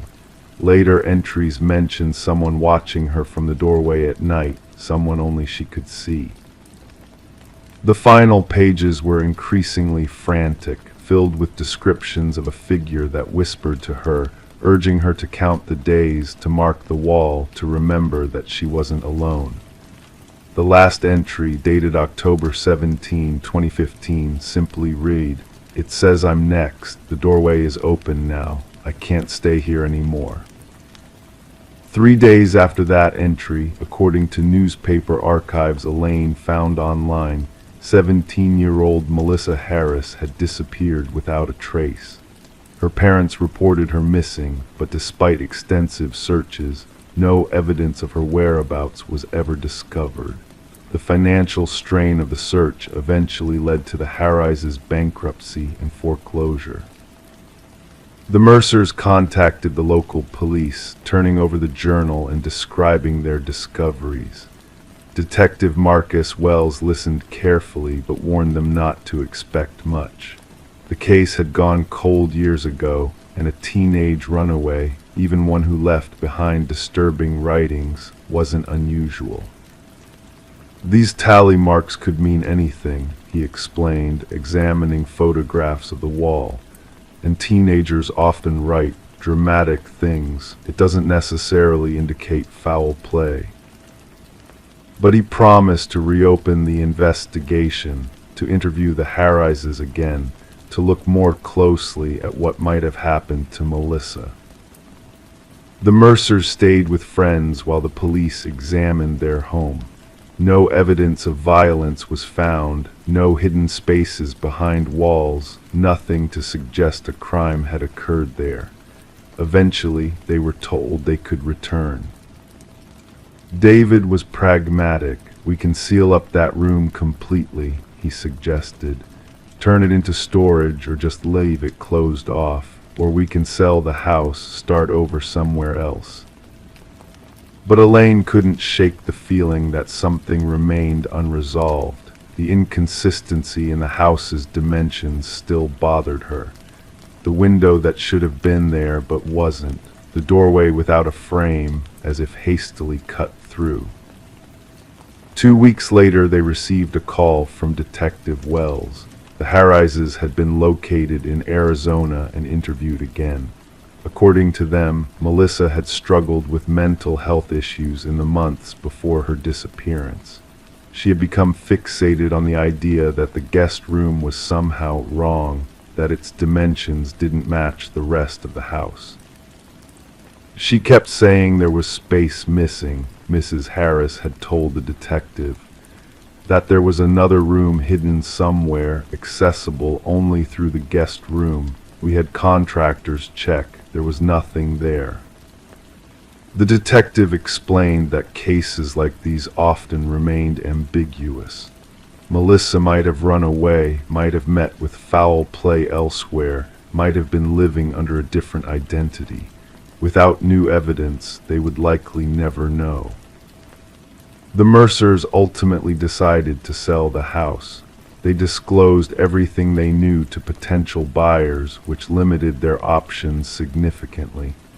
Eventually, a developer purchased the property, intending to renovate it extensively and resell. During the demolition phase, workers discovered something unusual. The guest room's dimensions were indeed incorrect because there was a hidden space behind the north wall, accessible only through a small crawl space that had been covered by drywall. The space was narrow, just wide enough for a person to stand in, and contained nothing but dust and cobwebs. And one item, a small silver charm bracelet, identified by Mrs. Harris as belonging to Melissa. To this day, no one knows what happened to Melissa Harris.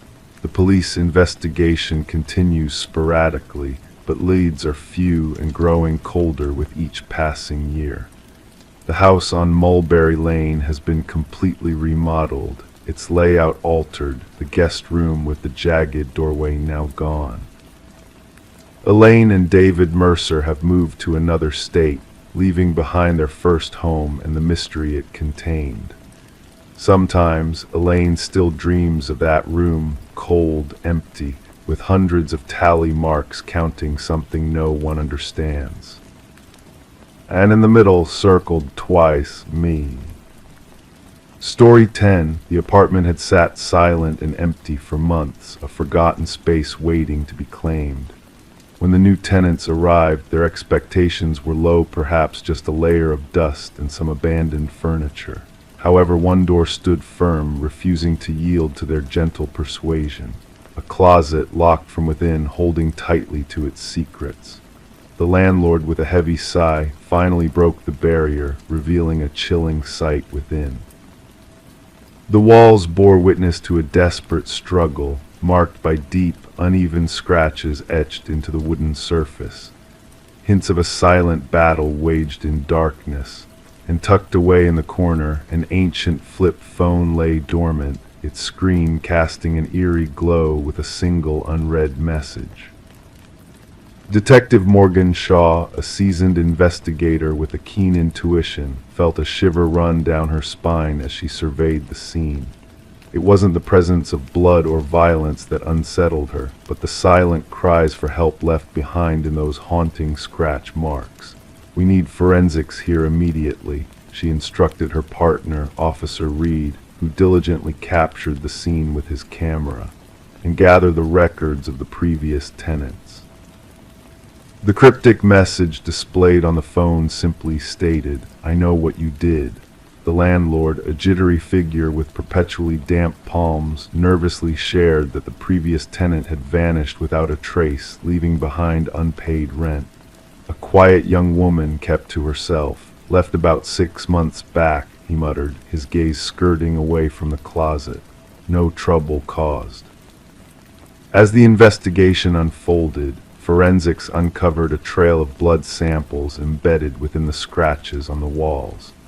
Most matched the DNA of a single individual, presumably the missing tenant, Emma Caldwell, a 28-year-old woman reported as absent from her workplace. However, 2 other DNA profiles emerged.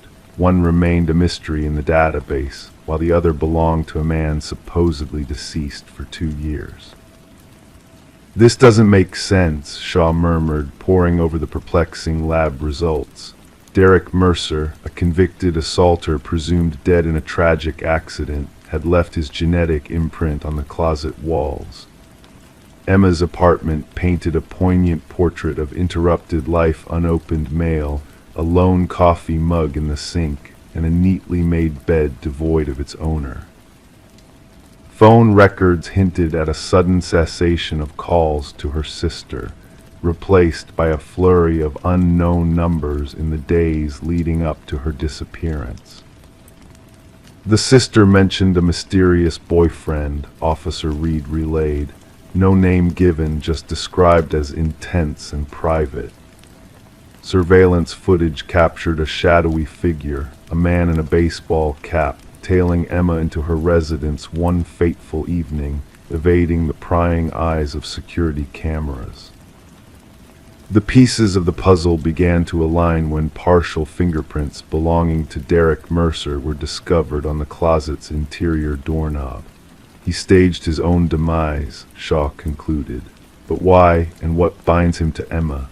The enigmatic DNA sample led them to another missing person case involving Lynette Porter, who had vanished years prior. Shaw connected the dots, linking Lynette to Emma through witness accounts and surveillance footage, placing Derek Mercer's presence near the apartment complex. The trail led them to a secluded property owned by Mercer's family, where a grim discovery awaited. Behind fortified basement doors, they unearthed Lynette Porter alive yet frail, confined in conditions reminiscent of Emma's captivity. "He forced me to witness," Lynette whispered, her gaze vacant. "Said I had to understand the fate of those who dared to escape."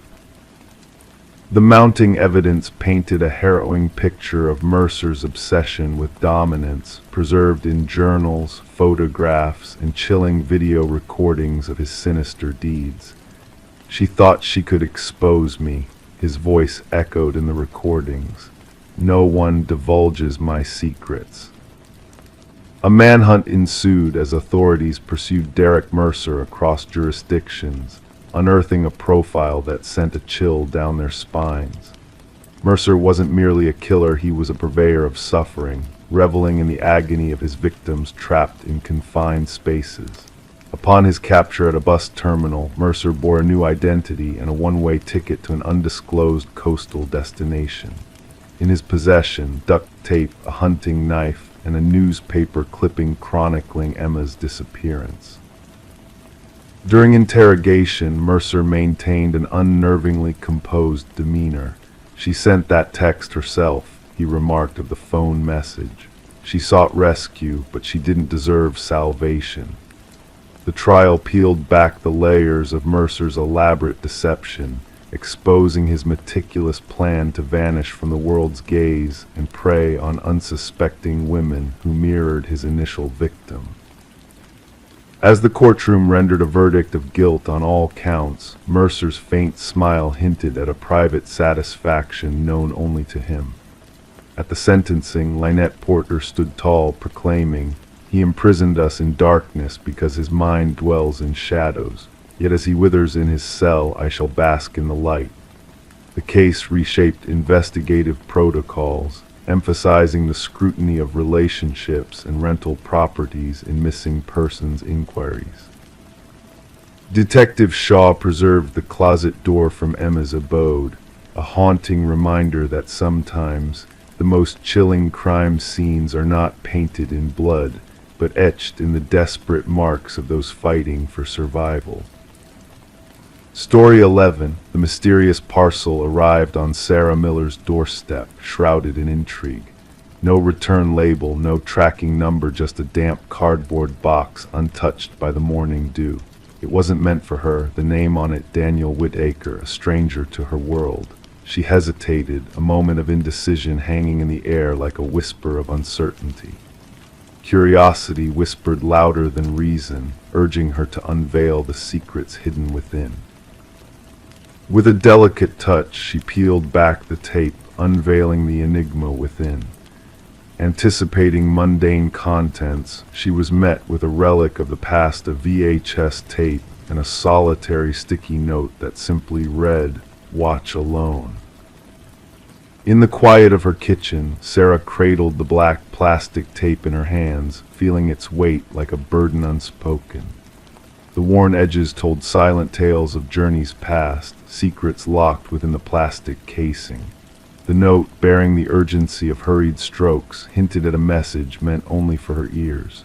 Outside, the world carried on its ordinary rhythm, oblivious to the clandestine delivery that had just crossed Sarah's threshold.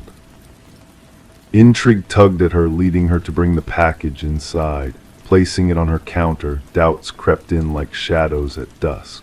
The unfamiliar name, Daniel Whitaker, echoed in her mind, a puzzle piece out of place in her familiar surroundings. She glanced at her VCR, a relic of nostalgia gathering dust. The tape beckoned a mystery begging to be unraveled. Against the voice of reason, Sarah pressed play. Static danced on the screen before giving way to a dimly lit room bathed in shadows.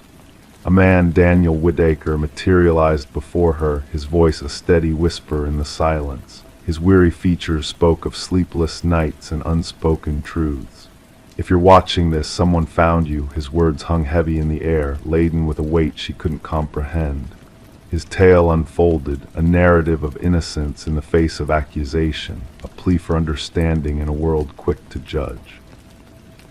Detective Eliza Ramirez found herself ensnared in the web of mystery woven by the tapes. Daniel Whitaker's desperate messages echoed in her mind, challenging the narrative of a closed case.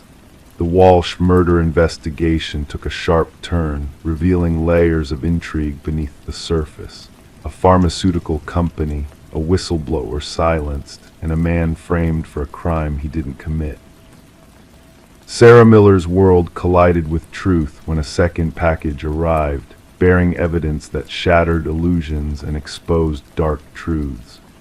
The pieces of the puzzle began to form a clearer picture, leading to the revelation of a conspiracy that reached the highest echelons of power. Justice, elusive yet relentless, found its way through the maze of deception. Daniel Whitaker emerged from shadows, vindicated yet scarred by the ordeal. Sarah, an unwitting player in a game of shadows, stood witness to the unraveling of a grand deception. In the quiet of her porch, truths whispered between them, a silent acknowledgement of the role fate had cast upon them. The VHS tapes, once symbols of mystery and intrigue, now stood as testaments to the power of truth, delivered in unexpected packages to those willing to listen. In a world where shadows danced with light, where innocence battled accusation, Sarah and Daniel found solace in the quiet truth that sometimes the wrong address leads to the right destination. Story 12. It happened like a whisper carried on the wind, a faint call from a forgotten phone, echoing through the silence of an empty house. Detective Morgan Reed found herself drawn into a mystery that defied logic, a puzzle with pieces that refused to fit together. The call came in the dead of night, a pocket dial that should have meant nothing. But then a voice, trembling and urgent, broke through the static. He's here, he, and then nothing but silence, heavy and suffocating. The house where the call originated stood like a ghost in the moonlight, its walls holding secrets of a past long gone. The Sullivan family had once called it home until tragedy drove them away. Now it stood abandoned, a relic of lost memories. As Morgan and her partner, Detective Walsh, delved into the mystery, they uncovered a tangled web of lies and deceit. The phone that had made the call belonged to Catherine Sullivan, a woman who had died years before in a tragic accident. Yet here it was, alive with her voice, her fear palpable in every whispered word. The evidence offered no easy answers. The forensic team found no trace of who had made the call, no fingerprints to follow, no clues to unravel the enigma. It was as if the call had materialized out of thin air, a ghostly echo from beyond the grave. But as they dug deeper, they unearthed a dark truth lurking beneath the surface. Catherine's journal, hidden away like a buried treasure, revealed a story of love turned to fear, of a relationship gone terribly wrong. Her final words, a chilling prophecy of danger, sent shivers down Morgan's spine. The trail led them to Mark Jennings, Catherine's boyfriend at the time of her death. His alibi seemed airtight, his innocence a facade. But as the evidence mounted, cracks began to appear in his carefully constructed facade. The discovery of Catherine's buried phone, lost in the shadows of a forgotten road, painted a grim picture of betrayal and deceit. Text messages revealed a harrowing tale of stalking and violence, of a woman pursued to her untimely end. As the truth came to light, Mark's mask slipped, revealing the monster beneath.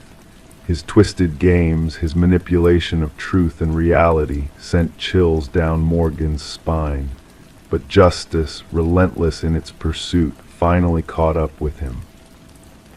In the end, it was Catherine's voice that spoke the loudest, her words echoing through the halls of justice. Her story, a haunting reminder of the power of truth and the resilience of the human spirit, lives on in the echoes of that abandoned house. And so, as the phone sits silent in the evidence locker, its haunting ring a distant memory, Catherine's legacy endures. Not as a ghostly tale, but as a testament to the strength of those who refuse to be silenced, even in death. Story 13, The Forgotten Mask.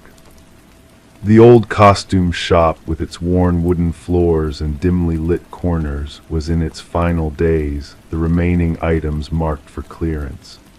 Among the dwindling inventory, a woman named Catherine found herself drawn to a particular mask. It sat on a dusty shelf, its features exquisitely crafted yet strangely unsettling in their lifelike quality. As she approached the counter to purchase it, the cashier hesitated, his eyes flickering with a hint of unease. "That's not ours," he murmured, casting a wary glance at the mask. Perplexed, Catherine turned it over in her hands, searching for a tag that was nowhere to be found. With a shrug, she decided to take it home, unaware of the ominous presence she was inviting into her life. That fateful night, in the hush of darkness, she stirred from her slumber to a faint sound, a whisper of fabric shifting. Her heart quickened as she realized the mask was no longer resting on the dresser where she had left it. Instead, it sat upon her nightstand, turned towards her as if watching, its vacant eyes seeming to bore into her very soul. The following morning, Catherine's neighbor ventured over, intending to return a borrowed book. What she discovered within the silent walls of Catherine's home would forever haunt her. The front door stood ajar, allowing a sliver of dawn's light to penetrate the shadowed interior. There on the bedroom floor lay Catherine Reed, lifeless and still, the mysterious mask conspicuously absent. Detective Morgan arrived at the scene, where forensics meticulously documented every detail. The room whispered with the click of shutters and the murmur of voices as the investigation unfolded. No signs of forced entry puzzled the officers, leaving them to contemplate the enigma before them. The medical examiner, his expression grave, could offer no immediate answers. Catherine's body bore no visible wounds, no evidence of a struggle. Instead, her features were frozen in a mask of terror, hinting at the horror that had seized her final moments. Catherine, known in her art appraisal circles for her sharp eye and attention to detail, had met a fate beyond comprehension. Her colleagues spoke of her keen ability to discern authenticity, a talent that now seemed to have led her down a path of unknowable darkness. The trail of mystery deepened as security footage from the costume shop revealed a startling anomaly. The cashier's confusion over the mask's origin, coupled with the owner's denial of ever stocking such a piece, hinted at a more sinister backstory lurking in the shadows. A visit to the now desolate shop unveiled a chilling revelation. The owner, his hands trembling with apprehension, disclosed the mask's sudden appearance during a clearance sale, its origins shrouded in uncertainty. He spoke in hushed tones of a collector's estate sale, marred by strange circumstances that seemed to echo through time. Forensics, in their meticulous examination, uncovered a crucial clue: microscopic fibers embedded in Catherine's fingertips, a perplexing blend of human hair and an unidentifiable organic substance. Each victim before her had met a similar fate, each linked to an unearthly mask and a silent terror that transcended understanding. It was a retired detective, a relic of past investigations, who shed light on the ancient symbols hidden within the masks, a ritual of soul transference whispered across time. A journal, secreted away in Catherine's home, unveiled her descent into a realm of dread as she unraveled the mask's sinister legacy. The truth, as chilling as the night's embrace, emerged with stark clarity. Catherine's death was no mere accident, but a culmination of fear so profound it had stopped her heart in its tracks. The mask, a harbinger of doom, held within its ancient gaze a hunger for souls, passing from one victim to the next in a macabre dance of possession. As the investigation unfolded, a surveillance tape captured a figure, masked and eerily familiar, slipping into the night from Catherine's home, an echo of her essence twisted into a grotesque parody of life.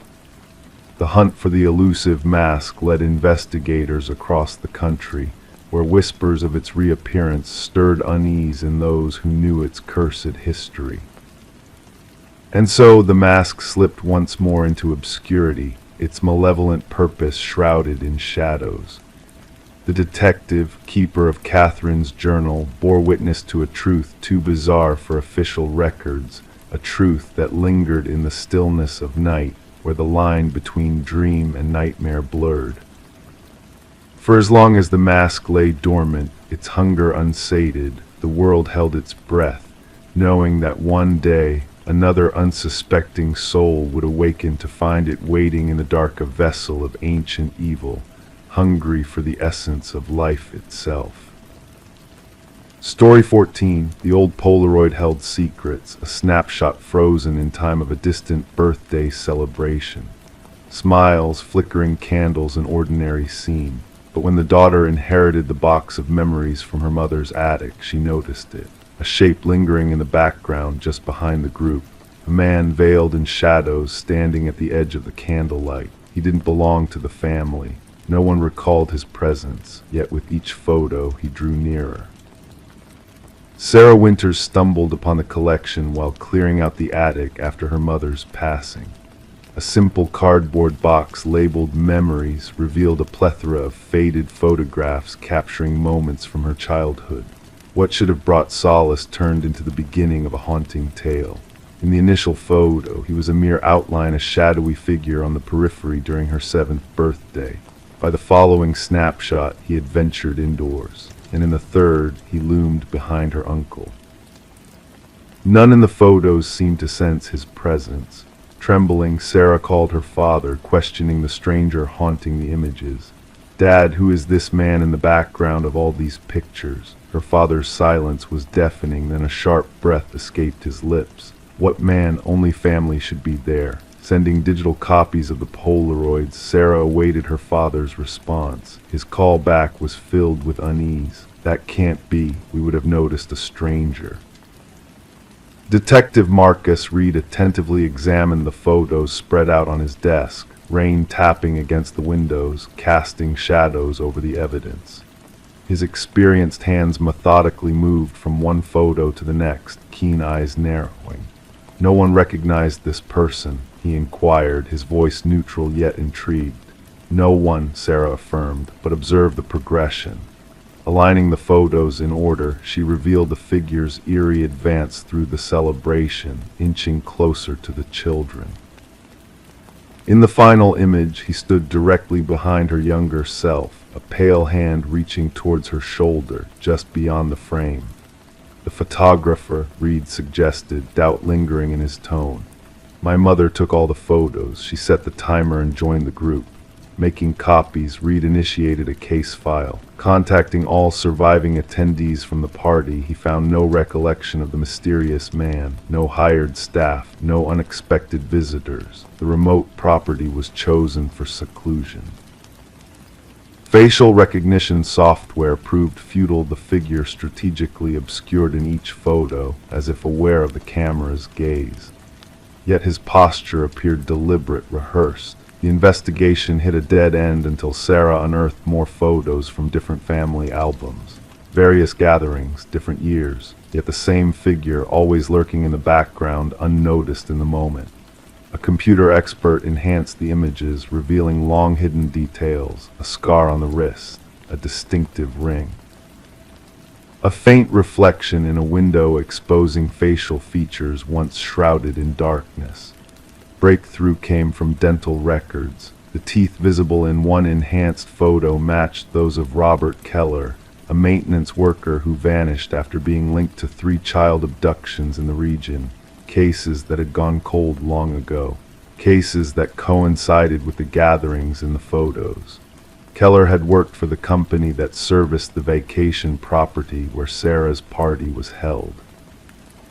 Possessing master keys to multiple rental properties where families had gathered and children had disappeared. Excavating Keller's former residence, authorities uncovered small items beneath the concrete. A hair clip resembling one owned by a missing girl. A toy car from a boy who vanished after a reunion. A bracelet Sarah recognized as her own, thought lost in her childhood. Alone in her apartment, surrounded by the unraveling horrors depicted in the photos, Sarah received a call from the detective confirming the identification of remains near a vacation property. DNA matched one of the missing children. Staring at the final birthday photo, warmth from the candles illuminating her family's joyous faces, Sarah's younger self stood with the sinister figure behind her, hidden in shadow yet unmistakably present. Patient, calculating. Unseen by all in that moment of bliss, The revelation linked unsolved cases spanning decades. Families found closure, though not the answers they sought. The shadow in the family photos had stepped into the light of justice, his presence finally acknowledged after years of lurking in plain sight. Sarah carefully placed the photos back in the box. They were now evidence, a testament to the unseen threats captured on film, shadowy figures moving through celebrations undetected, leaving only faint traces of their passage through frozen moments in time. Story 15. The aged envelope, its corners tinged with yellow, bore a fresh stamp, as if just whisked away by the postman. The detective unfolded it with care, revealing a solitary sheet of paper, the words typed hastily in a jagged, uneven script. "I am sorry for what I did." The paper exuded a dampness, a faint scent of iron lingering in the air. It was then that the detective's gaze fell upon the reddish smear along the paper's edge, a stain that was unmistakably not from ink. Detective Sarah Morgan wasted no time placing the letter into an evidence bag, her gloved hands moving with practiced precision. The forensics team's findings confirmed her suspicions the reddish mark was indeed human blood, matching the DNA from a cold case that had long haunted their department. The victim, a young journalist named Rebecca Warren, had been discovered in her apartment, a tragic scene of multiple stab wounds. The laptop missing, her notes scattered, hinting that her demise might be linked to an investigative piece she was pursuing.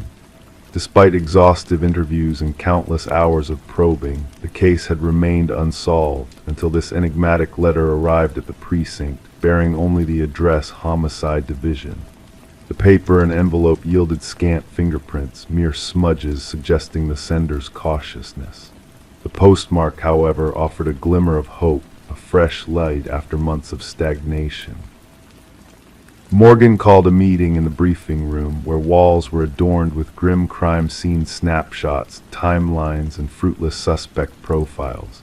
Pinning the letter's image at the heart of the board, she declared, "This changes everything. Our perpetrator shows remorse." Detective James Chen, her longtime partner on the case, scrutinized the letter.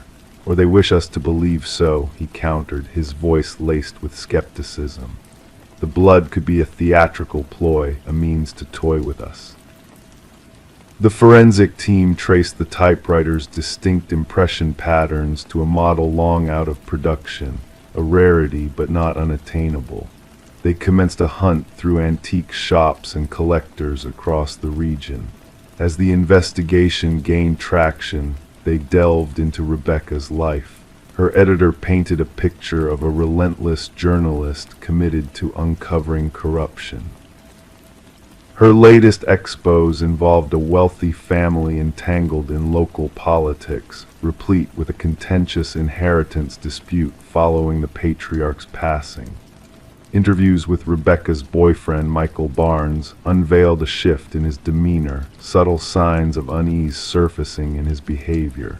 Rebecca spoke of being followed, he divulged. "I dismissed it as paranoia fueled by her investigation. I should have taken her seriously." While the team probed this light, a second letter materialized, bearing the same typewritten message, the same telltale bloodstain. This time the confession was lengthier. She delved too deep into the family's secrets. The inheritance, what befell the old man. "It was never my intention for things to escalate." The trail led to the mansion of the deceased patriarch, where the eldest son, Richard, resided amidst a trove of antiquities, including vintage typewriters. His explanations regarding them seemed rehearsed, too polished to be genuine. A breakthrough emerged when microscopic fibers on the envelopes were linked to custom stationery exclusive to the family's youngest daughter, Eleanor. Upon interrogation, Eleanor disclosed that Richard had borrowed her stationery weeks prior. A search of Richard's residence unearthed a concealed chamber brimming with incriminating evidence clippings about Rebecca, surveillance snapshots, and a vintage typewriter identical to the one used for the letters. Blood analysis confirmed it to be Rebecca's. What blindsided the detectives was the financial link between Richard and Michael's substantial payments preceding Rebecca's untimely demise. Confronted, Michael confessed, unraveling a sinister plot. She uncovered evidence that Richard poisoned his father to expedite his inheritance, he admitted. I informed Richard of her findings, thinking it would deter her. I never imagined he would resort to murder. The puzzle clicked into place when a leaner produced a clandestine recording capturing Richard and Michael plotting against Rebecca. Richard's voice chillingly clear. She must be silenced for good. Richard's attempt to flee culminated in his arrest. The trial hinged on the letters, the typewriter, the financial transactions, and a leaner's damning recording. Michael cooperated in exchange for a plea deal. Throughout the proceedings, Richard maintained his innocence, alleging a setup by Michael, yet the weight of evidence proved insurmountable. The jury swiftly returned a guilty verdict after a mere day of deliberation. As Richard was escorted away in restraints, Detective Morgan approached Rebecca's grieving parents in the courtroom. While no solace could resurrect their daughter, the verdict offered a semblance of closure.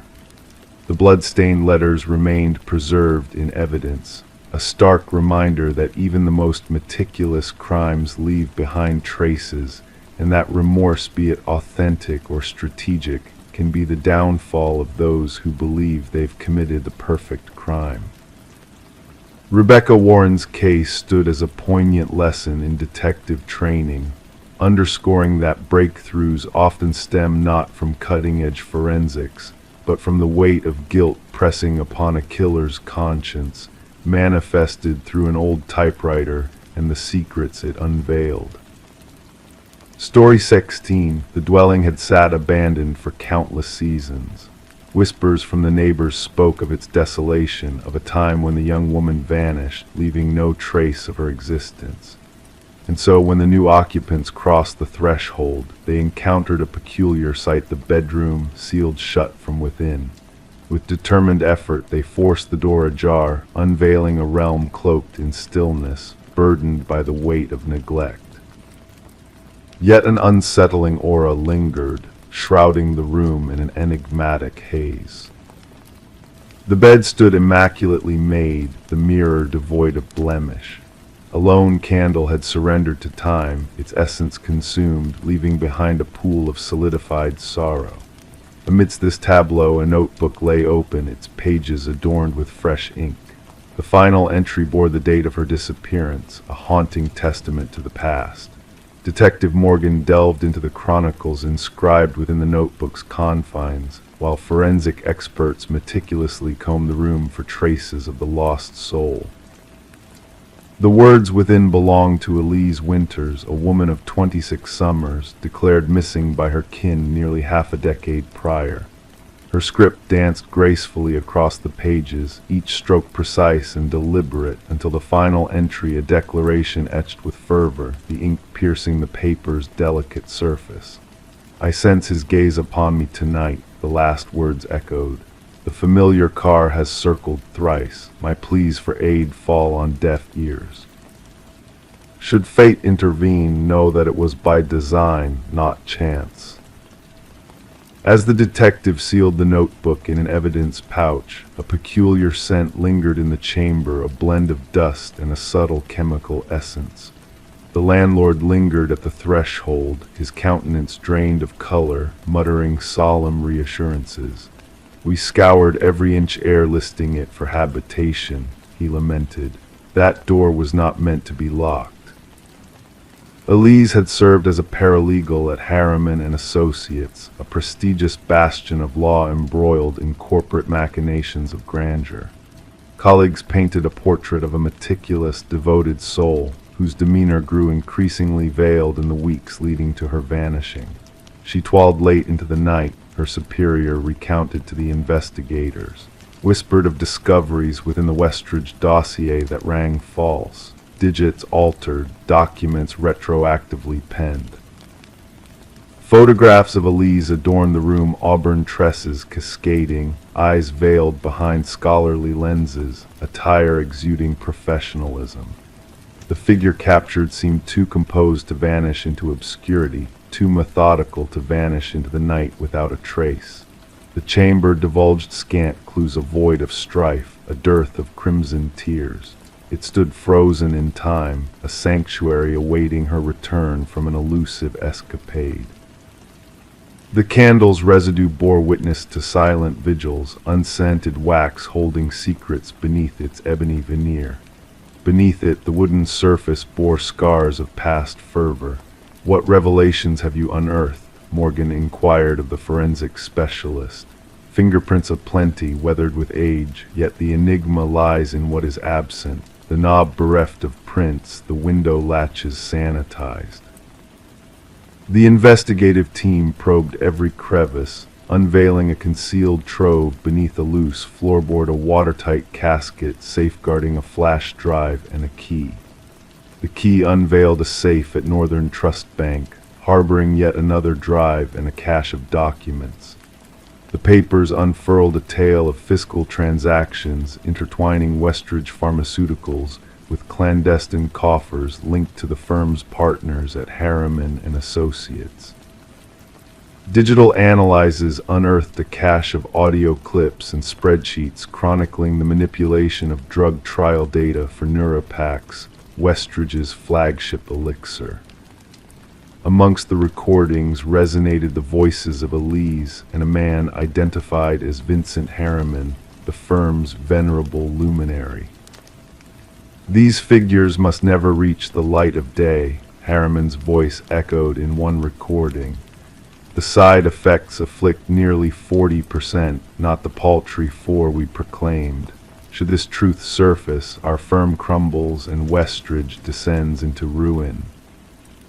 "People are perishing," Elise countered. "The seizures unfold precisely as the original data foretold." "This discourse is but a whisper in the wind," Harriman retorted. "Remember, our confabulations dwell within these walls, safeguarded for the well-being of all."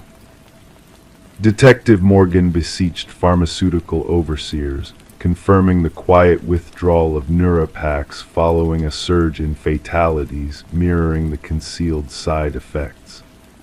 Subpoenas unfurled Harriman's personal and corporate annals, uncovering a trail that indistinctly intertwined with Elise's demise.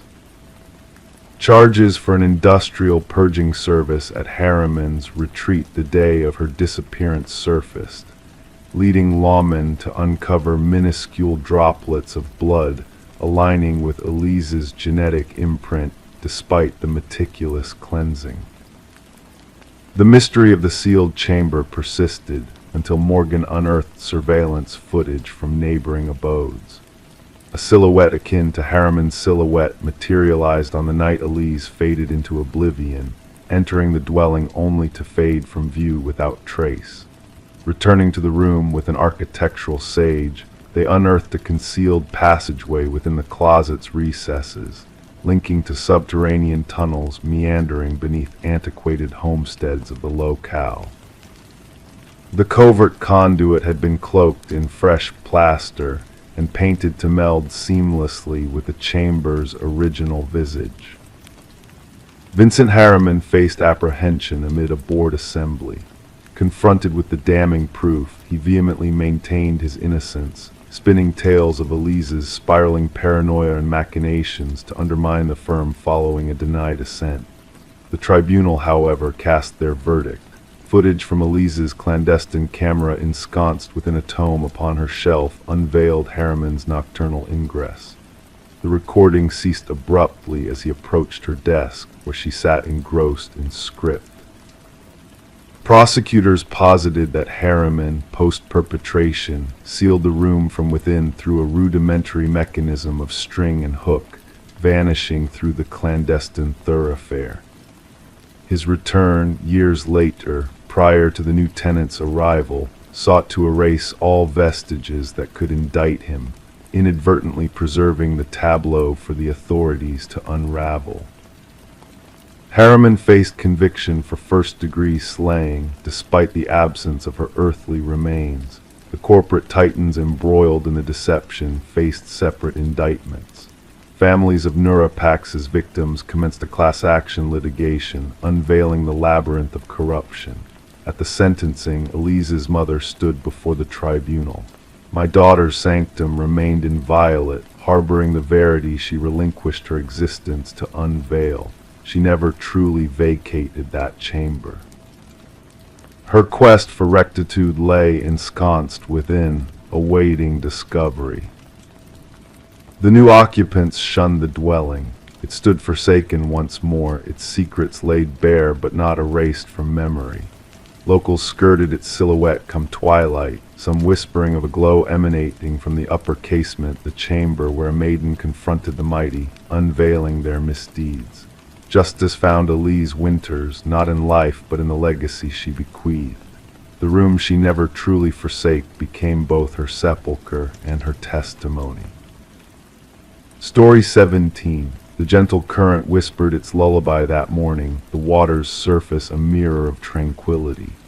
The fisherman's gaze wandered lazily until it caught on a curious sight, a suitcase bobbing near the shore, as if reluctant to reveal its secrets. At first glance, it seemed like a mere cast-off, discarded by the indifferent hands of time. But as he approached, the air turned heavy with a sickening scent, wrapping around him like a shroud. The suitcase, shackled by chains, bore the scars of its forsaken existence, its rusted edges whispering tales of neglect. When the authorities pried it open, the truth within pierced their souls. No mere clothes lay inside, but a macabre display of human remnants. Hair clung to the fabric, fingers frozen in a silent plea. And at the heart of this grim puzzle, a haunting message: this isn't the first. Detective Sarah Mercer's steps faltered as she faced the chilling tableau before her. The victim, a woman in her prime, now a ghostly figure with dark tresses and pallid skin, adorned in the trappings of death's embrace. The meticulous dance of the medical examiner's hands painted a portrait of finality, each detail etched in solemnity. It wasn't the brutality of the act that gnawed at Mercer's mind, but the unsettling elegance with which the victim was presented, nails polished, hair styled, draped in opulent garments. She wasn't discarded here, Mercer mused, her gaze trailing the gentle caress of the water against the shore. She was arranged, adorned. The victim unveiled as Catherine Walsh, a beacon of success in the realm of real estate, known for her prowess in selling dreams to the affluent. A solitary figure in an upscale world, divorced, childless, her existence a tapestry of ambition and solitude. Colleagues whispered of her perfection, meticulous, driven, an enigma veiled in grace. Her absence, a glaring void in the tapestry of routine, shattered by the assistant's frantic plea for answers. She wouldn't miss this, the assistant's voice echoed in the sterile room. That sale was her pinnacle, her grand opus. Walsh's abode, a fortress of modernity, revealed glimpses of a life curated to the finest detail.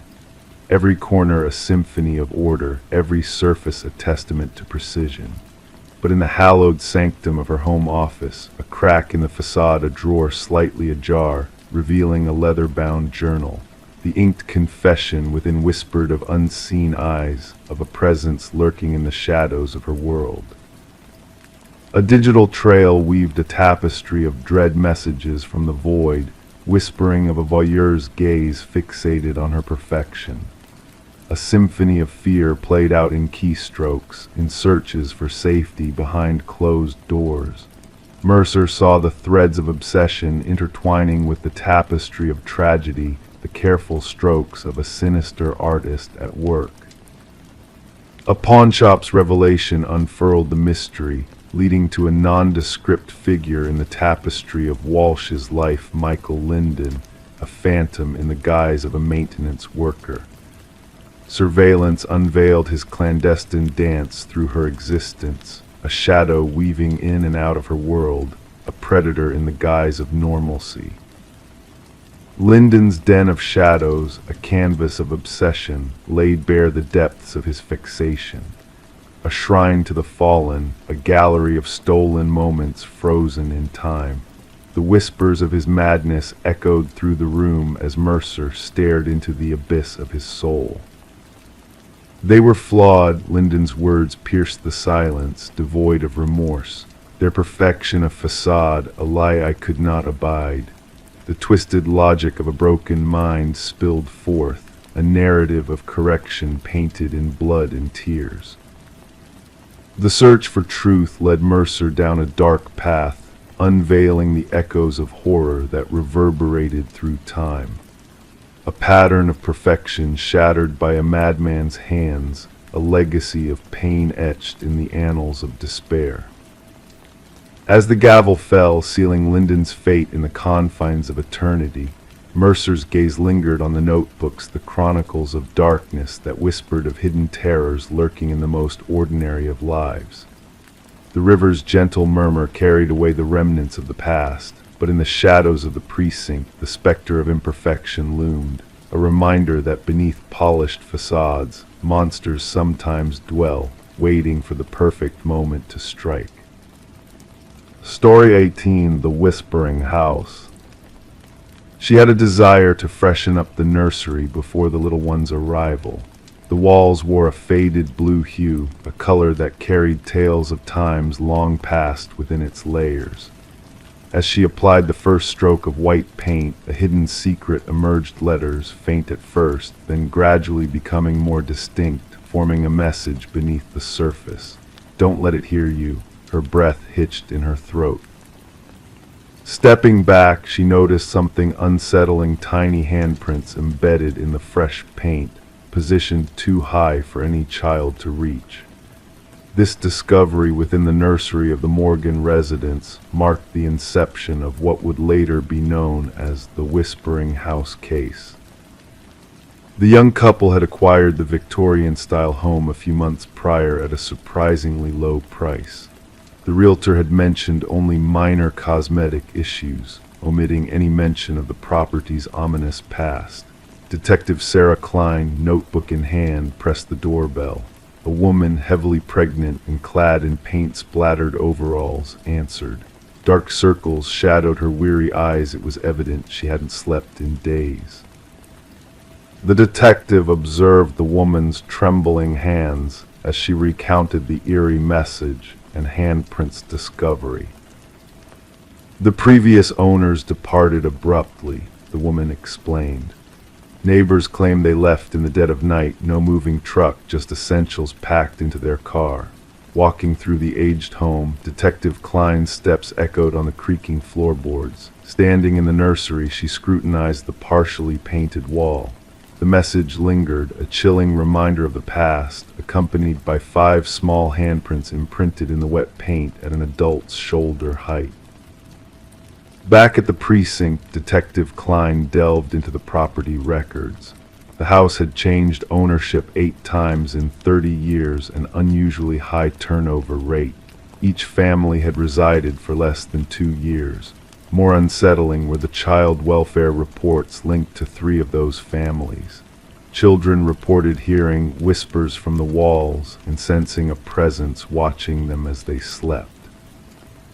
The detective delved further, examining construction records and historical documents. The house had once belonged to Eleanor Blackwood, a wealthy widow who ran a small orphanage from the property during the early industrial era. Newspaper clippings alluded to 5 children who had vanished from her care, presumed to have run away. Upon Eleanor's passing, workers renovating the house stumbled upon a sealed room behind the nursery wall. Inside, they discovered children's belongings, tiny shoes, toys, and clothing, but no remains were found. The case went cold, buried in dusty archives. Interviews with former residents unveiled a disturbing pattern. Families with children recounted peculiar incidents, toys mysteriously rearranged overnight, giggles echoing through empty corridors, and crayon drawings materializing on walls. Most dismissed these occurrences as mere figments of imagination until the cryptic messages surfaced during repainting. A forensic linguist compared the writing to samples from Alina Blackwood's journals, leading to a chilling revelation. The handwriting matched, and the handprints, identical in size and placement, persisted across different children residing in the home over the years. The investigation took a darker turn when ground-penetrating radar revealed anomalies beneath the basement floor, 5 distinct shapes, each resembling a child's size. Workers excavated the area, unearthing a grim confirmation. 5 sets of remains, arranged in a circle, testified to the children's tragic fate during Alina's tenure. Forensic analysis disclosed that the children had perished under Alina's roof. Each child wore a pendant engraved with their name, the 5 orphans believed to have fled. Luminol sprayed in the nursery unveiled a haunting sight, handprints glowing in the darkness on every wall, concealed beneath layers of paint, unseen by the naked eye. Countless handprints at varying heights, as though the children had desperately sought an escape. Alina's journals, recovered from county archives, shed light on her twisted beliefs. She viewed orphaned children as bearers of special spiritual energy. By confining them in the hidden room, she aimed to harness their vitality to prolong her own existence. The children had etched warnings into the wall, hoping future occupants would uncover their tragic end. The case concluded with the proper burial of the 5 victims, no longer labeled as runaways but as victims of murder. The house remained vacant, the expectant couple refusing to re-enter even to retrieve their possessions. Detective Klein submitted her final report, documenting the luminol illuminated handprints and hidden message. Justice had been served for the past victims, yet an enigmatic presence lingered within the walls, a force transcending paint and passing time. The nursery walls were demolished during cleanup, but workers reported hearing whispers of children from within the rubble. None dared to return after their shifts. The house met condemnation, becoming another cold case file in a dusty archive, a tangible resolution juxtaposed with lingering spiritual uncertainties. The detective retained a photograph from the investigation, 5 glowing handprints in the dark, a poignant reminder that certain crimes leave indelible marks beyond the reach of fresh paint. Story 19. Once upon a time, in an old apartment filled with peculiar sounds of groaning pipes and creaking floorboards, a new tenant sensed something amiss. The footsteps echoing from above were too purposeful, too steady for comfort. Curiously, she resided on the topmost floor. One fateful night, mustering her courage, she tapped the ceiling with a broomstick. The sound abruptly ceased, plunging the space into eerie silence. Then a solitary knock reverberated from inside the ceiling itself. Sarah Coleman, the tenant, chose to keep the strange knocking to herself, attributing it to the settling of the building, or perhaps a critter that had found refuge in the attic. Despite the nightly continuation of the footsteps above, she adapted by cranking up the TV volume, donning headphones at bedtime, anything to muffle the rhythmic footfalls meandering across her ceiling in the dark. Detective Morris stumbled upon the apartment's enigma when a maintenance worker stumbled upon a concealed crawl space during routine repairs. Removing a section of drywall outside Sarah's place to mend a leak, the worker stumbled upon an unexpected narrow passage absent from the building plans. Peering inside with a flashlight, he discovered a makeshift living quarter strewed food wrappers, empty water bottles, a soiled blanket, and a worn notebook. Promptly, the building superintendent alerted the authorities. Upon Detective Morris and his partner Detective Rivera's arrival, the shaken maintenance worker repeated his unsettling discovery. Someone's been living in the walls, someone's been watching. The discovered notebook contained meticulous observations of Sarah Coleman's daily life, her routines, visitors, meals, TV preferences, shower times, and sleep patterns. Initially neat, the handwriting spiraled into chaos, with strange symbols creeping into the margins. The final entry read, "The subject no longer responds to my signals. She has chosen to ignore me. No one ignores me." Forensics teams unearthed fingerprints unmatched in any database within the crawl space. An intricate network of passages interwoven into the building's walls and ceilings, some dating back ages, was revealed upon structural analysis. These passages linked to 5 apartments but led to observation points disguised as fixtures or minor damages in a single unit, Sarah Coleman's. Interviewing current residents yielded no unusual occurrences, merely typical apartment noises. Conversely, former occupants painted a different narrative. 3 previous tenants of Sarah's apartment recounted feelings of being watched or unexplained disturbances. One had swiftly vacated after a mere fortnight. None had disclosed their experiences, fearing ridicule. Breakthrough in the case came with the discovery of minuscule blood spatters in one of the crawl spaces. DNA analysis linked the traces to Martin Weaver, a past resident who vanished without a trace 4 years prior. With no leads, his family filed a missing persons report that had gone cold. Martin resided directly below Sarah's apartment. Revisiting Martin's disappearance unveiled his grievances about noises from the unit above, leading to a confrontation with the solitary neighbor named Edward, who then vanished post-spat. Edward, a recluse who favored top-floor apartments, left a trail of transient living across various buildings for 2 decades, maintaining minimal social ties before vanishing without a trace. In his remote rural property, investigators found a cabin housing unsettling evidence, a gallery of photos and notes of former apartment residents, including Sarah Coleman and Martin Weaver. Maps of ventilation systems, detailed journals chronicling observations, and sustaining habitats filled the cabin. At the cabin's heart lay a corkboard adorned with missing persons, reports 6 former residents from Edward's past abodes.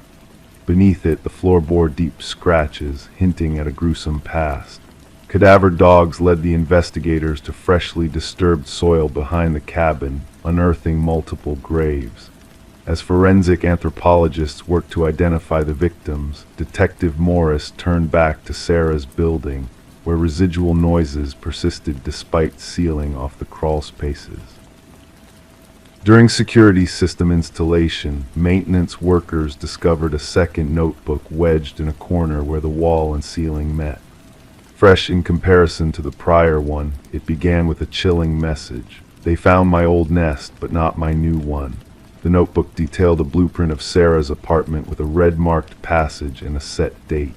Rushing to evacuate Sarah, officers found her place deserted with a cryptic message etched on the fogged bathroom mirror. "Look up." The ceiling panel above the shower had been removed, signaling Sarah's potential peril. The manhunt for Edward, or Edward Mercer as revealed, commenced. A former construction worker adept at renovations, Edward's covert knowledge of building structures enabled his intricate network of hideaways. Thermal scans unveiled no signs of current occupancy within the walls, leaving Sarah Coleman missing, her case intertwined with vanishing persons across state borders. Detective Morris, haunted by the thought of Sarah hearing those footsteps overhead in her top-floor apartment, finds himself listening to the night's silence, pondering who else might be watching. The tale of Edward Mercer, the silent observer, serves as a cautionary reminder for apartment managers to remain vigilant against unauthorized alterations and concealed spaces in their dwellings. Story 20, the faded hotel, a relic of another era, was a place where guests merely passed through, a transient stop in the night. The receptionist handed her the key with a cryptic glance. "Just remember, avoid the final door on the left," he whispered, his voice tinged with an unspoken warning. Intrigue stirred within her. That evening, navigating the shadowy corridor, she hesitated by that very door. The icy touch of the handle sent a shiver down her spine. To her eyes, it appeared no different from the rest until she pressed her ear against it. From the other side, a presence exhaled, a mysterious breath that beckoned her curiosity. Detective Morgan Reed, weary from interrupted sleep, stooped under the caution tape marking the crime scene entrance. The stench assaulted her senses, first metallic, tangy, a scent that spoke of tragedy. Blood had seeped into the threadbare carpet, casting a dark pall over the room.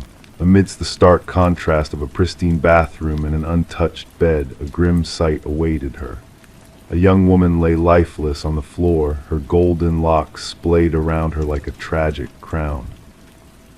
Her vacant gaze fixed on the ceiling, frozen in a silent scream of shock or fear. Reed knelt beside the victim, mindful not to disturb the evidence markers dotting the scene. "Third one this year," remarked the forensic expert, his tone devoid of emotion as he meticulously documented the scene. "Same modus operandi as the others." Reed nodded in solemn acknowledgement. The victim's attire and belongings spoke of a life far removed from the decrepit motel surroundings. A luxury handbag lay open, untouched on the bedside table, an enigma in the face of such brutality. This was no crime of opportunity, this was personal. The hotel manager lingered anxiously in the doorway, his complexion drained of color. "She checked in alone, paid in cash. I never imagined," his voice faltered. "The housekeeper discovered her during routine cleaning." Reed surveyed the room anew. No signs of forced entry, no struggle evident on the victim's form. It appeared she had welcomed her assailant willingly, or perhaps had known them intimately. Back at the precinct, Reed pinned up photos on the board, connecting the dots between three victims who shared uncanny resemblances. The media buzzed with speculation as the community grappled with the specter of a serial killer in their midst. "Autopsy results are in," announced Detective Hayes, dropping a file on Reed's desk. "Cause of death, manual strangulation. No trace of DNA under the victim's nails. No signs of sexual assault." Reed furrowed her brow. This was no random act. This was a vendetta meticulously carried out.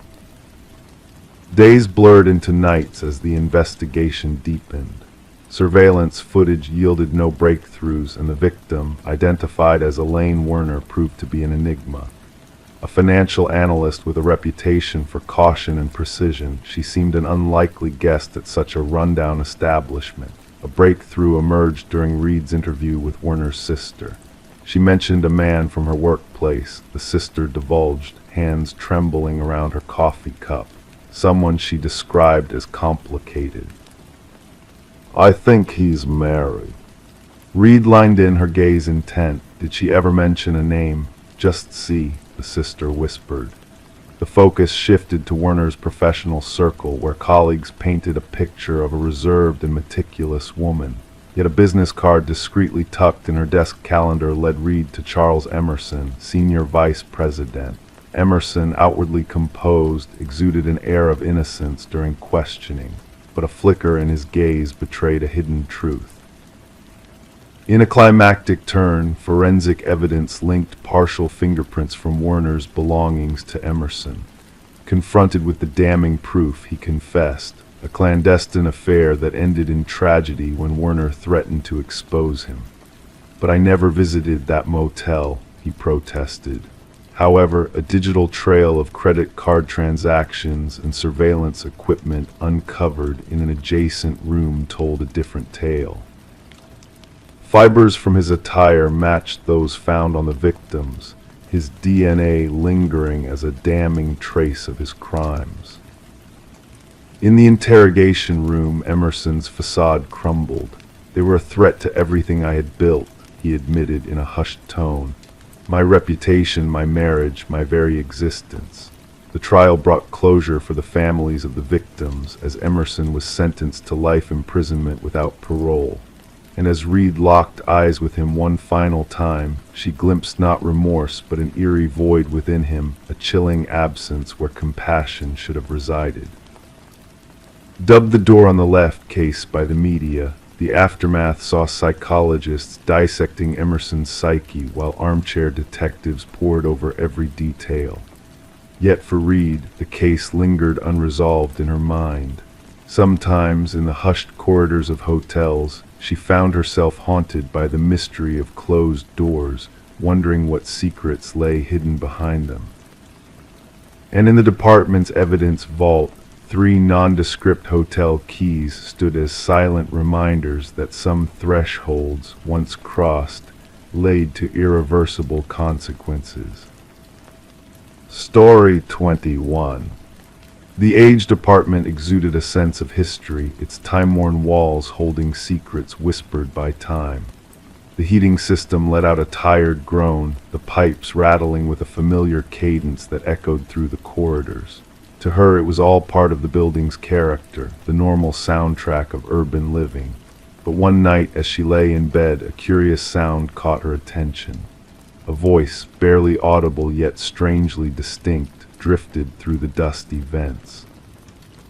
It was not the usual background noise of a neighbor's conversation. It was a whisper, calling her name in a hauntingly gentle tone. Intrigued and slightly unnerved, she crept closer to the vent, heart quickening in her chest. A chill breeze brushed past her cheek, carrying with it a soft, almost playful message. I know you can hear me. Detective Morgan Shaw found herself in the center of the empty apartment, a somber witness to the eerie scene before her. The rusted vent cover lay askew, a silent testament to the unsettling events that had unfolded. Around her, the forensics team moved with precision, capturing every detail with their cameras as if preserving a ghostly memory. Alina Reeves, the missing woman whose fate had led them here, had seemingly vanished into thin air until the stench of decay betrayed her hidden presence. What they uncovered within the ventilation system defied logic and sent a shiver down Shaw's spine. Officer Patel recited notes from his pad, recounting Alina's desperate pleas about voices from the vents that had fallen on deaf ears. The building's management had dismissed her concerns as mere quirks of an aging infrastructure. But now, as Shaw knelt by the vent, tracing the frantic scratch marks etched into the metal, a grim realization dawned upon her. The scratches told a silent tale of fear and desperation, of someone trapped within, clawing frantically for escape. Alina, a beloved kindergarten teacher with a penchant for nurturing life, had succumbed to a sinister force lurking within the building's walls. Her fears, once dismissed as paranoia, now painted a chilling picture of a presence unseen but deeply felt.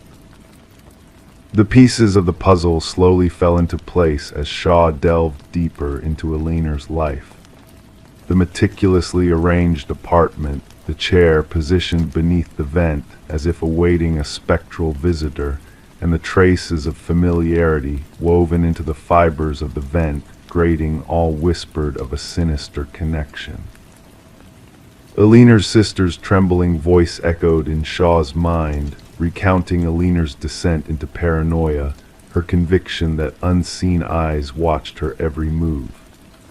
Shaw saw the apartment through Alina's eyes now, the once cozy abode transformed into a chamber of dread where every creak and whisper took on a sinister significance. The investigation took a dark turn as hidden truths came to light. A secret passage concealed behind a loose tile, connecting the walls in a web of shadows and echoes, revealed a chilling reality. Someone had been living within the very bones of the building, a ghostly presence preying on unsuspecting souls. Harold Weber, the unassuming building superintendent, emerged as the puppeteer behind the macabre charade. His facade of normalcy cracked under Shaw's scrutiny, revealing a darkness that lurked beneath his calm exterior. The revelations from Aliner's phone recordings, the tenant's harrowing accounts, and the chilling artifacts found in Weber's possession painted a portrait of a man consumed by his twisted obsession. As Shaw confronted Weber, his facade crumbled, giving way to a disturbing confession of his intimate connection with the building's inhabitants. His arrest brought a semblance of closure, but the scars left by his deeds ran deep. The whispers that had once haunted Aliner now echoed through the vacant halls, a spectral reminder of the horrors that had unfolded.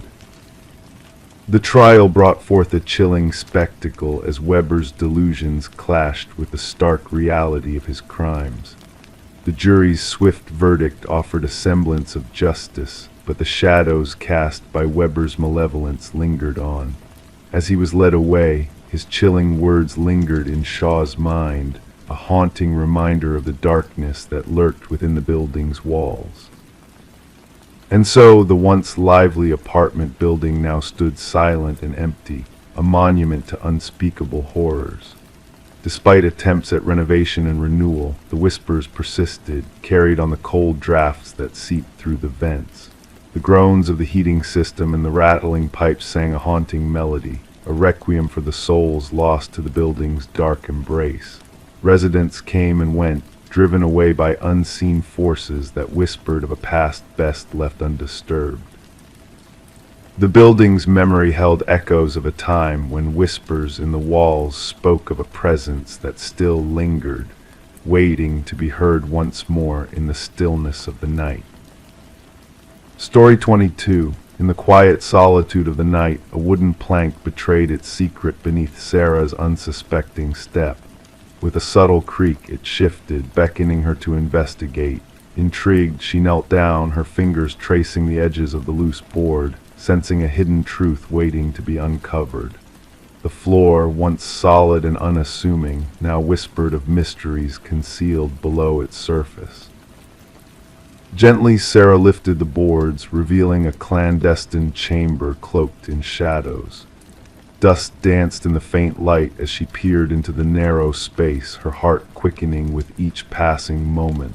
A mattress, a chair, and a weathered notebook caught her eye, the pages filled with a repetition of her own name, written in eerie repetition. Detective Morgan Reed stood by Sarah's side, observing the scene with a mix of concern and determination. The darkness beneath the house held more than just forgotten relics. It held a chilling secret that threatened to shatter Sarah's sense of security. "Be careful, Sarah," Detective Reed's voice cut through the silence, a beacon of calm assurance in the midst of mounting unease. The beam of her flashlight pierced the shadows, illuminating walls adorned with surveillance photos capturing Sarah's every move, a twisted shrine to obsession hidden from sight. The cottage, once belonging to the reclusive Walter Green, harbored a darkness that transcended its charming facade. Unbeknownst to Sarah, Walter had been watching her for years, his fixation escalating with each passing day. His hidden chamber told a story of a solitary man consumed by delusions of connection, his reality distorted by a dangerous obsession. As the investigation unfolded, Detective Reed delved deeper into Walter's past, unearthing unsettling truths that shed light on his disturbing fixation. A former co-worker's hesitant words hinted at a twisted desire, a belief that Sarah belonged to Walter in ways that defied reason.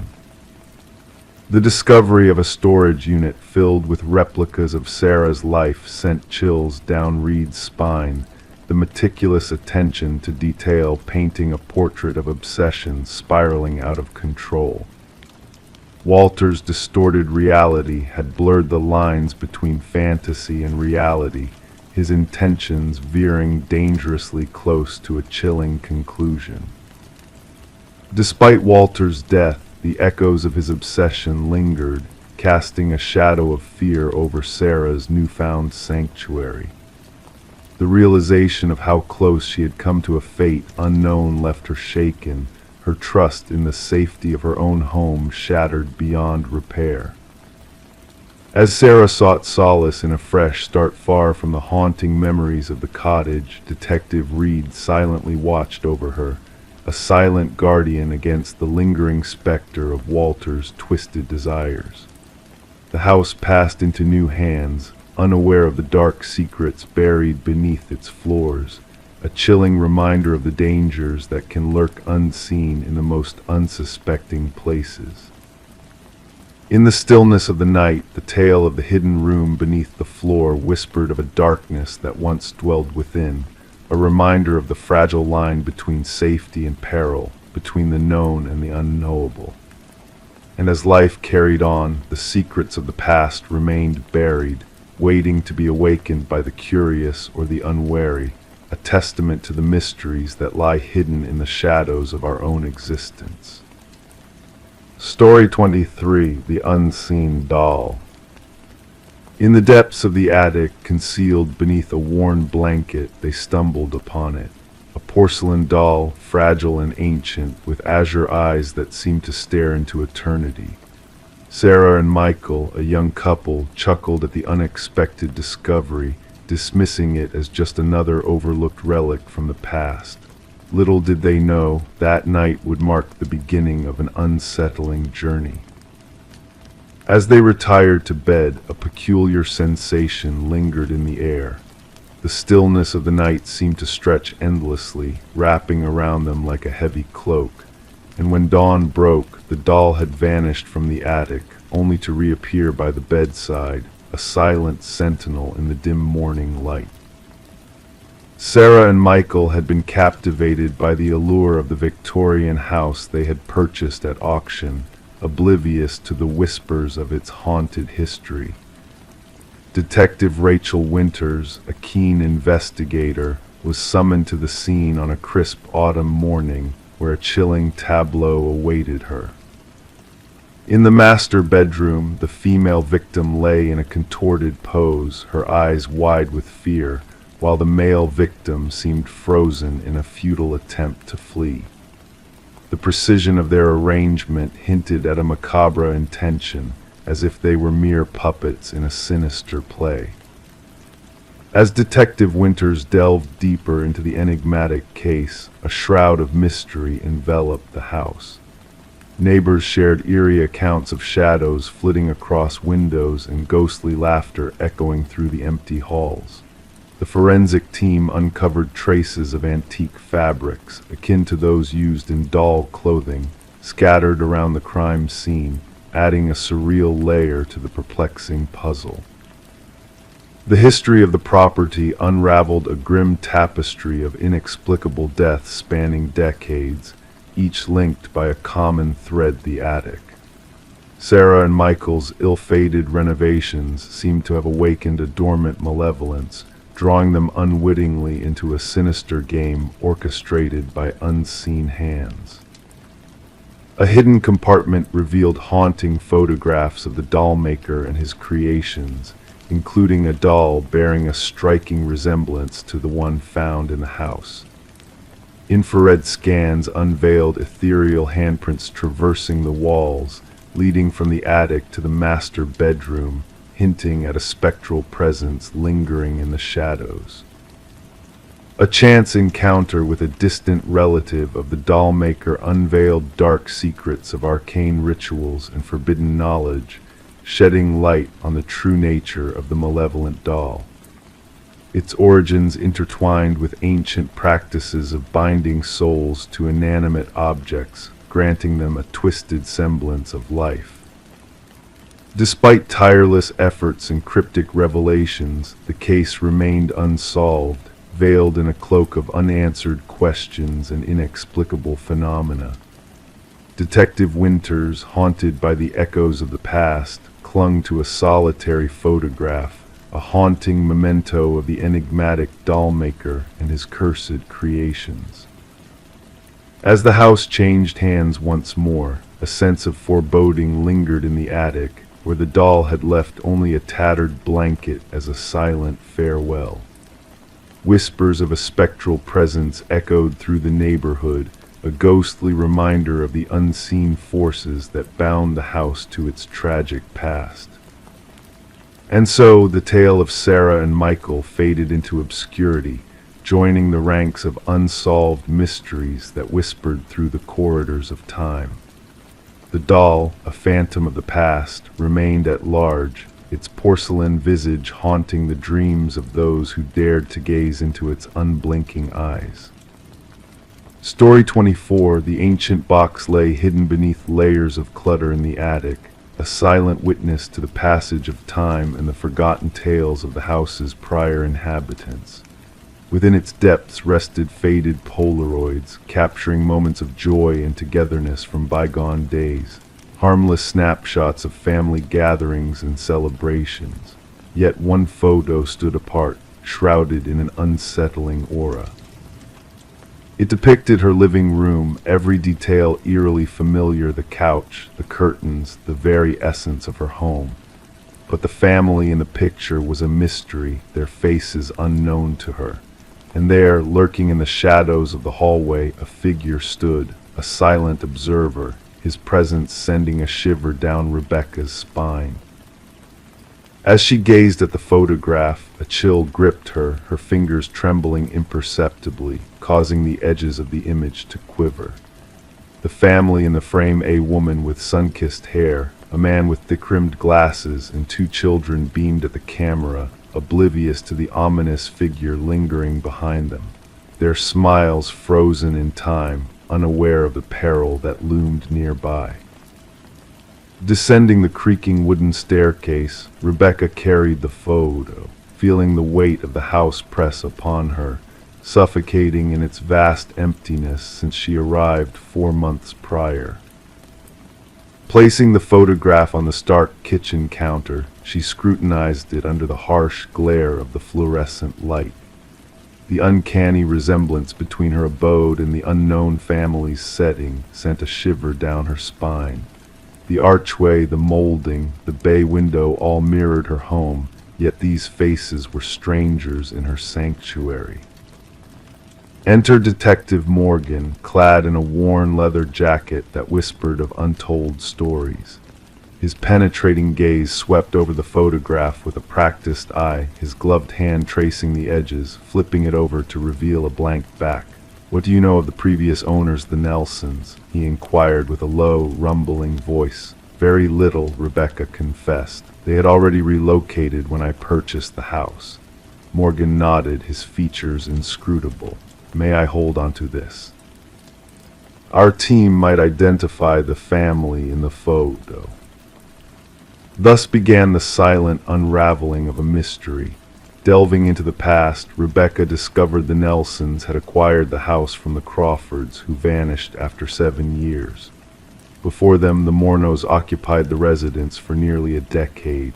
Detective Morgan, meticulous in his pursuit, combed through property records, interviewed former residents, and pieced together a timeline of enigmatic disappearances. A breakthrough emerged unexpectedly. A retired mail carrier recognized the family in the photograph as the Sutherlands. They lived there briefly, then vanished without a trace, he revealed. Mail uncollected, silence unfurling.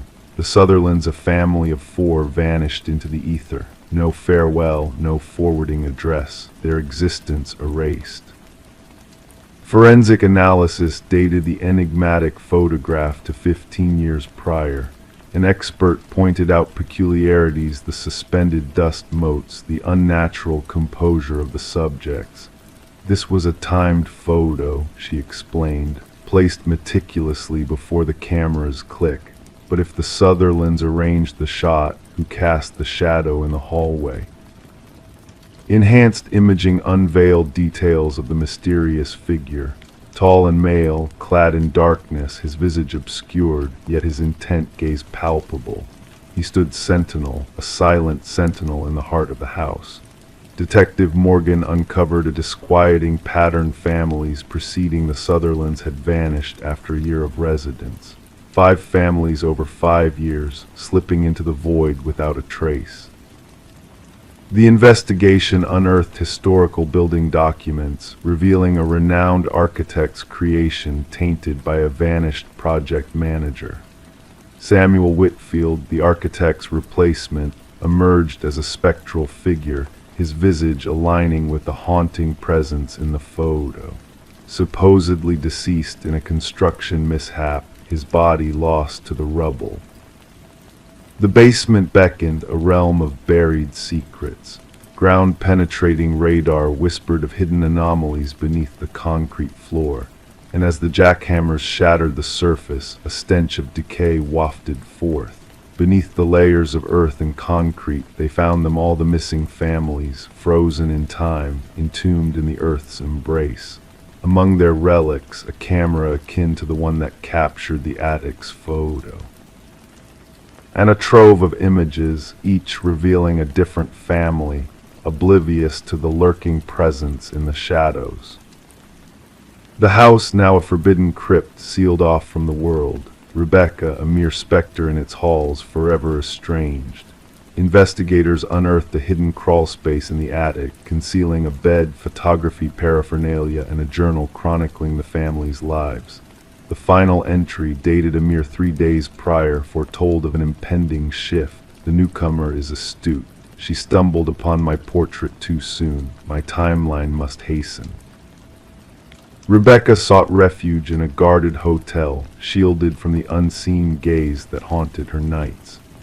A mysterious call pierced the silence, a breath, a click, the mechanical sigh of a camera's breath. The investigation lingers, the house a silent sentinel, its secrets veiled. Samuel Whitfield remains an enigma, his fate obscured by time's shroud. Some claim his demise, others his transference to a new realm, a new guise, a new abode. And in a shadowed chamber, photographs develop, capturing fresh families, new homes, and unseen watchers in the twilight. The sole certainty, the seekers of truth, are now the watched. Story 25, The Enigma of the Vanishing Man.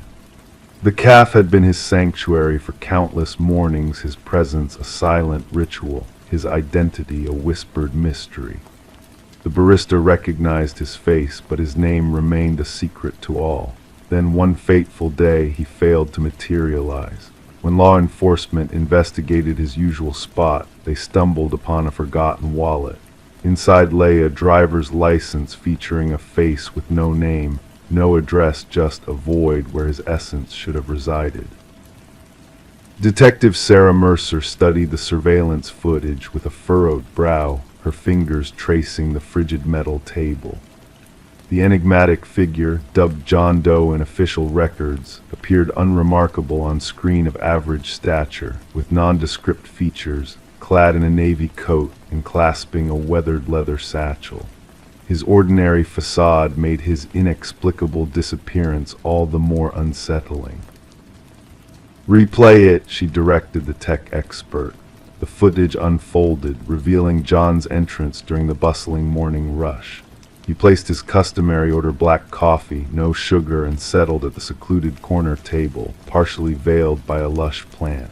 Engrossed in his actions, he retrieved a notebook from his bag and commenced writing. Periodically, he sipped his coffee, gazing out the window. Then, in a pivotal moment, he set his wallet down, rose, and ventured towards the restroom corridor. Yet he never retraced his steps. He never departed through any exit. He simply evaporated. "Inspect the restroom footage," Mercer urged. "That's the baffling part," the specialist responded. "No sign of him entering any restroom. We've scrutinized every angle. It's as though he dissolved into the ether." Back at headquarters, Mercer sifted through the wallet's contents scattered across her desk. The license image mirrored their Enigma man, but the identifying fields lay empty. Credit cards devoid of names, bearing unlinked 16-digit codes, neatly arranged cash of various denominations, a receipt from the calf dated 3 days prior, and a solitary business card blank on both sides, save for a faintly printed phone number in gray ink. When Mercer dialed the number, a connection was established, yet silence prevailed on the line, save for the rustle of paper akin to pages being turned. After 30 seconds, the call abruptly terminated. The barista, a familiar face from John's routine, offered scant insights. He seldom spoke, always courteous, generous tips, perhaps an accent, but his voice was a mere whisper. Did he engage with anyone here, hold conversations? Mercer inquired. Never, always solitary, engrossed in that notebook. The cryptic notebook rested beside the abandoned wallet, its pages etched with rows of what appeared to be cryptographic symbols.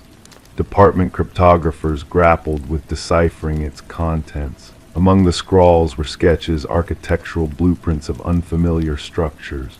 Mercer dispatched officers to canvass the vicinity with John Doe's images. No recognition surfaced. No missing persons match emerged. His fingerprints eluded all databases.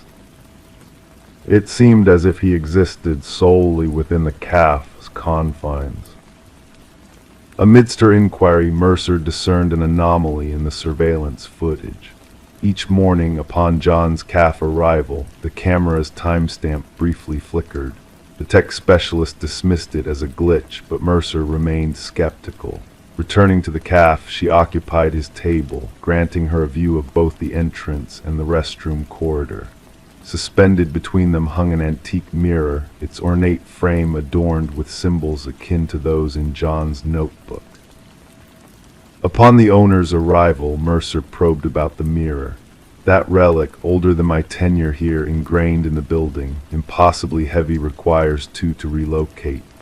Has it ever been shifted for cleaning or renovation? Never in my tenure. Why inquire? Approaching the mirror, Mercer scrutinized her reflection.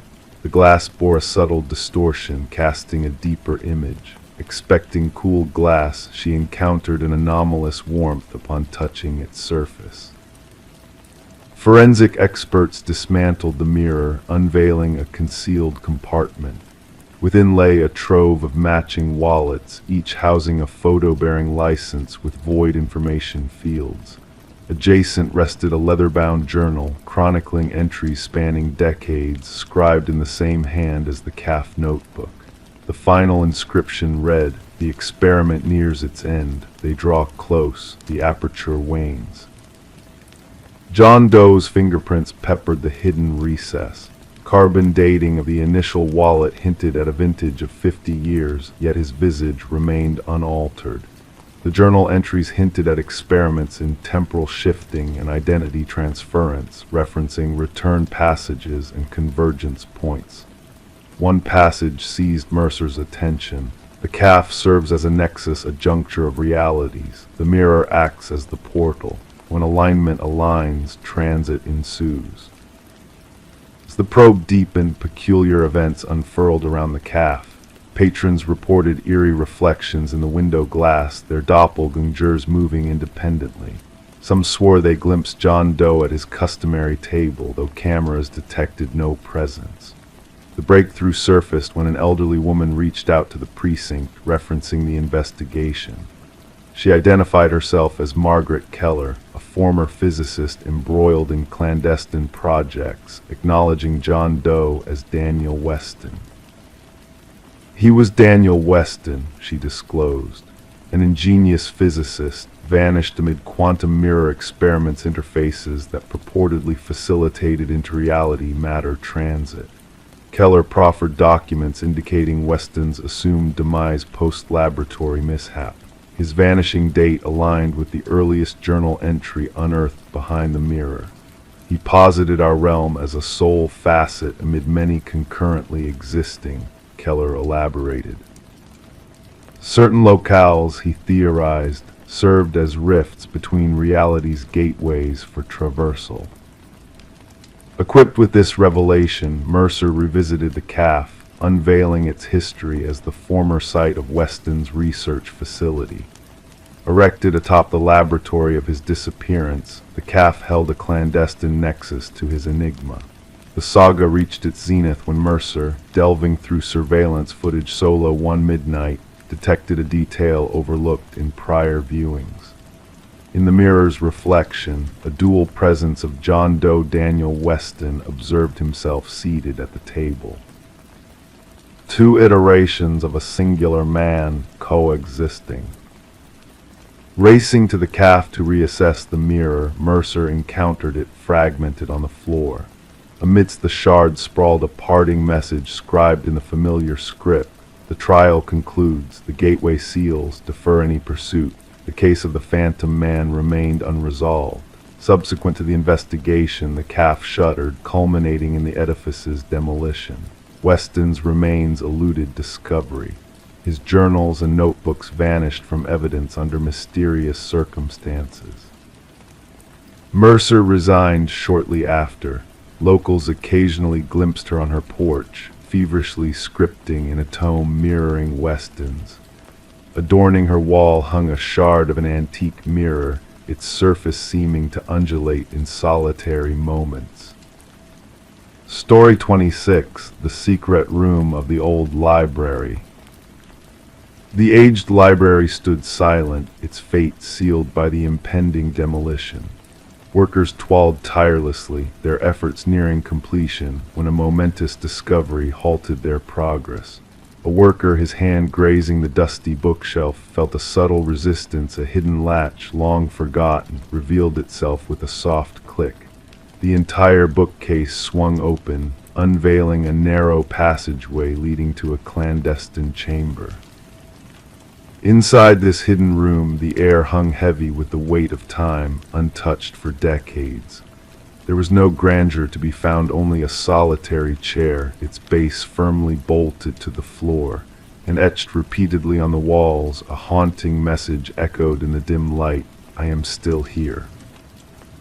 The construction foreman, sensing unease creeping in, swiftly alerted the authorities. What began as a routine demolition swiftly morphed into a tale of darkness and mystery. Detective Morgan Walsh, a seasoned investigator with 2 decades of experience, stepped into the room, his flashlight piercing the shadows and illuminating the chilling words scrawled across the walls. "Secure the scene," Walsh commanded, his voice resonating in the confined space. "No one disturbs a thing until forensics arrive." The history of the building whispered of secrets long buried. Once owned by the influential Harrington family, the library had been gifted to the public following the enigmatic disappearance of their daughter, Rebecca. Vanishing during her final year of college, Rebecca left behind a void, her absence shrouded in uncertainty. Despite exhaustive efforts, her fate remained a haunting enigma. As forensic experts meticulously combed through the hidden chamber, they unearthed traces of hair and fabric embedded in the aged chair. The scratches on the wall harbored microscopic hints of blood and skin, a silent testimony to unseen struggles. Initial analysis hinted at the presence of a young female. The chair was designed for restraint, the forensic analyst remarked, gesturing towards the weathered leather straps and bolt holes. Someone fought fiercely against their captivity here. Detective Walsh delved into the enigmatic past of the Harrington family. The timing of the library's donation after Rebecca's disappearance struck a dissonant chord. A peculiar coincidence now loomed as a potential key to unraveling the shadows that cloaked the truth. Further scrutiny unearthed another unsettling revelation. The contractor who installed the bookshelf leading to the hidden room had close ties to Maxwell Harrington, Rebecca's uncle and patriarch of the family. Financial records hinted at clandestine dealings, payments far exceeding the norm for mere renovations. Former library staff, their memories stirred by the unfolding mystery, shared tales of Maxwell's solitary vigils in that secluded section of the building. The elderly librarian recounted how Maxwell had staunchly guarded that area against any alterations, citing its historical significance. The investigation deepened as DNA evidence linked the biological remnants in the hidden room to samples from Rebecca's personal effects. The grim narrative began to take shape. Rebecca had not fled, but had been ensnared behind the bookshelf, perhaps by one within her own kin. With a warrant in hand, detectives descended upon the Harrington estate. In Maxwell's private chamber, a hidden compartment yielded a leather-bound journal chronicling his disturbing fixation on his niece.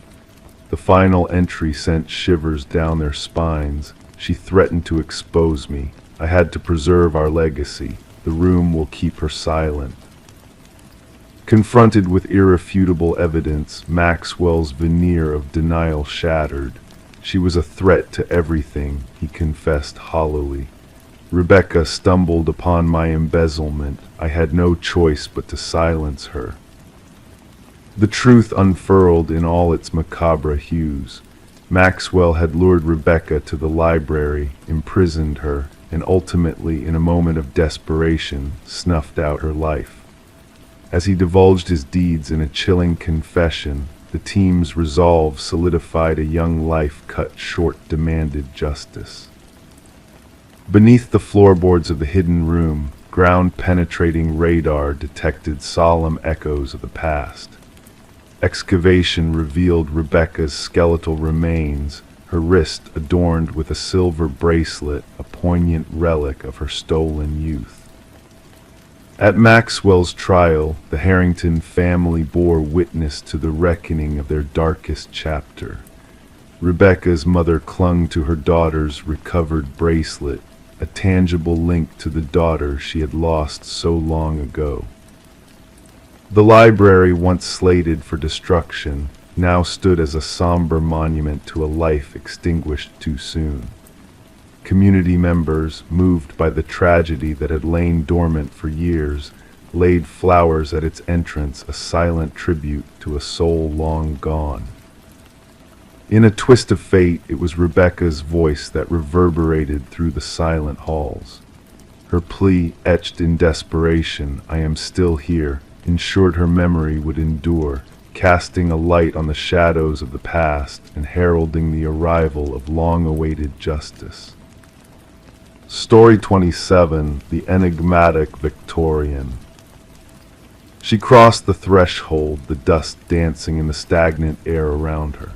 The abandoned house stood frozen in time, its worn walls and shrouded furniture telling tales of neglect. But as she ventured deeper, a peculiar phenomenon unraveled before her. Each door she opened, every path she took, led her back to the parlor, trapping her in a perplexing loop of space and time.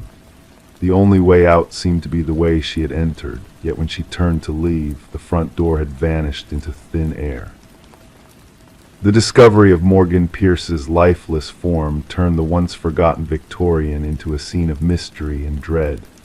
Detective Sarah Lind observed in silence as forensic experts moved through the shadowed rooms like specters, uncovering the grim truth hidden within.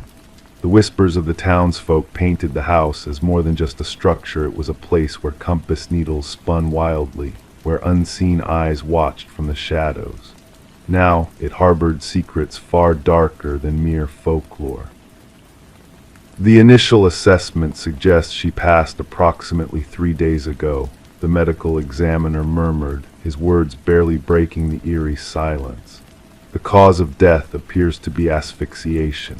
Morgan was found seated in an ancient chair in the parlor, her demeanor serene, as if awaiting a visitor. No signs of struggle marred her peaceful countenance, no marks of resistance on her hands neatly folded in her lap. The scene exuded a chilling stillness that sent shivers down the spines of seasoned investigators. Lind inquired who stumbled upon the body. Her partner replied, "A real estate agent showing the property to potential buyers." They were taken aback, mistaking her for a trespasser until they drew closer. The house had stood vacant since the passing of its previous owner, Eleanor Blackwood, nearly half a decade earlier. Legal disputes had left it abandoned, unwanted, a relic of the past frequented only by vandals and thrill-seekers. Morgan, a 26-year-old graduate student delving into architectural anomalies, had a fascination with spaces that defied conventional norms. Her friends spoke of her as meticulous, driven, captivated by the enigmatic qualities of structures like the Victorian she chose to explore. Lind noted her roommate reported her missing 2 days prior, mentioning her interest in the house where people lose themselves for her research. As the investigation unfolded, it revealed Morgan's repeated visits to the house in the weeks leading to her demise. Her journal entries chronicled peculiar acoustic phenomena, sudden drops in temperature, and doors that seemed to shift with each opening. In her final writings, she spoke of bringing specialized equipment to capture the mysterious spatial inconsistencies she encountered, equipment that remained conspicuously absent. The autopsy uncovered an unexpected twist, a minute presence of a rare alkaloid in Morgan's system, derived from a plant utilized in shamanic rituals. Though known to induce disorientation and vivid visions, the quantity found was insufficient to be lethal. She wasn't one to dabble in recreational substances, her partner emphasized. Morgan was rigorous in her methodologies. She wouldn't have jeopardized her perceptions intentionally. Deleted messages recovered from Morgan's phone shed light on clandestine conversations with a kindred spirit, someone who shared her intrigue for the house and its enigmas. The exchanges grew intimate and cryptic, hinting at a profound understanding of the dwelling's mysteries. The house retains its memories, one message hinted. It longs for someone to comprehend. The focus then shifted to Adam Reeves, an architectural historian with whom Morgan had corresponded. His expertise in rare spatial phenomena attracted her, and their professional bond transcended into a personal connection. Reeves, when questioned, appeared genuinely distraught by the loss. "The house carries a reputation," he divulged. The original architect wove optical illusions and deceptive perspectives into its design, aiming to bewilder and confuse. Morgan believed there was a deeper significance to it beyond mere trickery. Alibis placed Reeves elsewhere during the estimated time of Morgan's passing, supported by university symposium footage showing him lecturing miles away. A breakthrough surfaced from an unexpected source, the revelation from Eleanor Blackwood's grandson, disclosing a long-held family secret. "My grandmother wasn't the sole Blackwood to perish within that house," he disclosed. "Others met similar fates, always discovered in the parlor, always at peace. The family termed it the claiming." Decades-old journals provided by the grandson chronicled deaths initially attributed to natural causes within the house, a recurring pattern of individuals succumbing to what the family cryptically labeled the influence. A concealed compartment behind the parlor hearth, unveiled during a secondary search, unveiled Morgan's missing equipment alongside a startling discovery. Within the chamber lay ancient artifacts from various indigenous cultures, meticulously arranged in a geometric formation. At the center sat a weathered figurine, embodying a deity associated with liminal realms, thresholds between worlds. Traces of the alkaloid matched those found in Morgan's system. A breakthrough in the case emerged with the revelation of unknown fingerprints scattered across doorknobs within the house, suggesting a presence besides Morgan's during her final moments. 3 weeks into the inquiry, Adam Reeves was found lifeless in his residence, a mirror image of Morgan's demise, bearing the same alkaloid in his system. Clutched in his hand, a key unlike any in his apartment, perfectly fit the concealed compartment within the Victorian. In his final testament, an email addressed to himself, Reeves inscribed, "The house doesn't imprison your body, but your perception." Morgan was correct, the doors lead where they always have, yet an illusion deceives you into circling back. Once you grasp the reality, departure is within reach, yet by then the desire to leave dissipates. The case remains open, shrouded in suspicion, labeled as ongoing inquiries into suspicious fatalities. The condemned Victorian stands silent, barred from entry by authorities, yet whispers persist of spectral lights flickering within on certain nights. Legends circulate of visitors vanishing within its walls, forever ensnared by the secrets they sought to unveil. Some locals proclaim the house claims those who delve too deeply into its mysteries. Others speculate that Morgan and Reeves uncovered a force ancient and potent, residing within the interstices of conventional reality. The truth eludes grasp, akin to an exit in a labyrinth where all paths lead back to the start.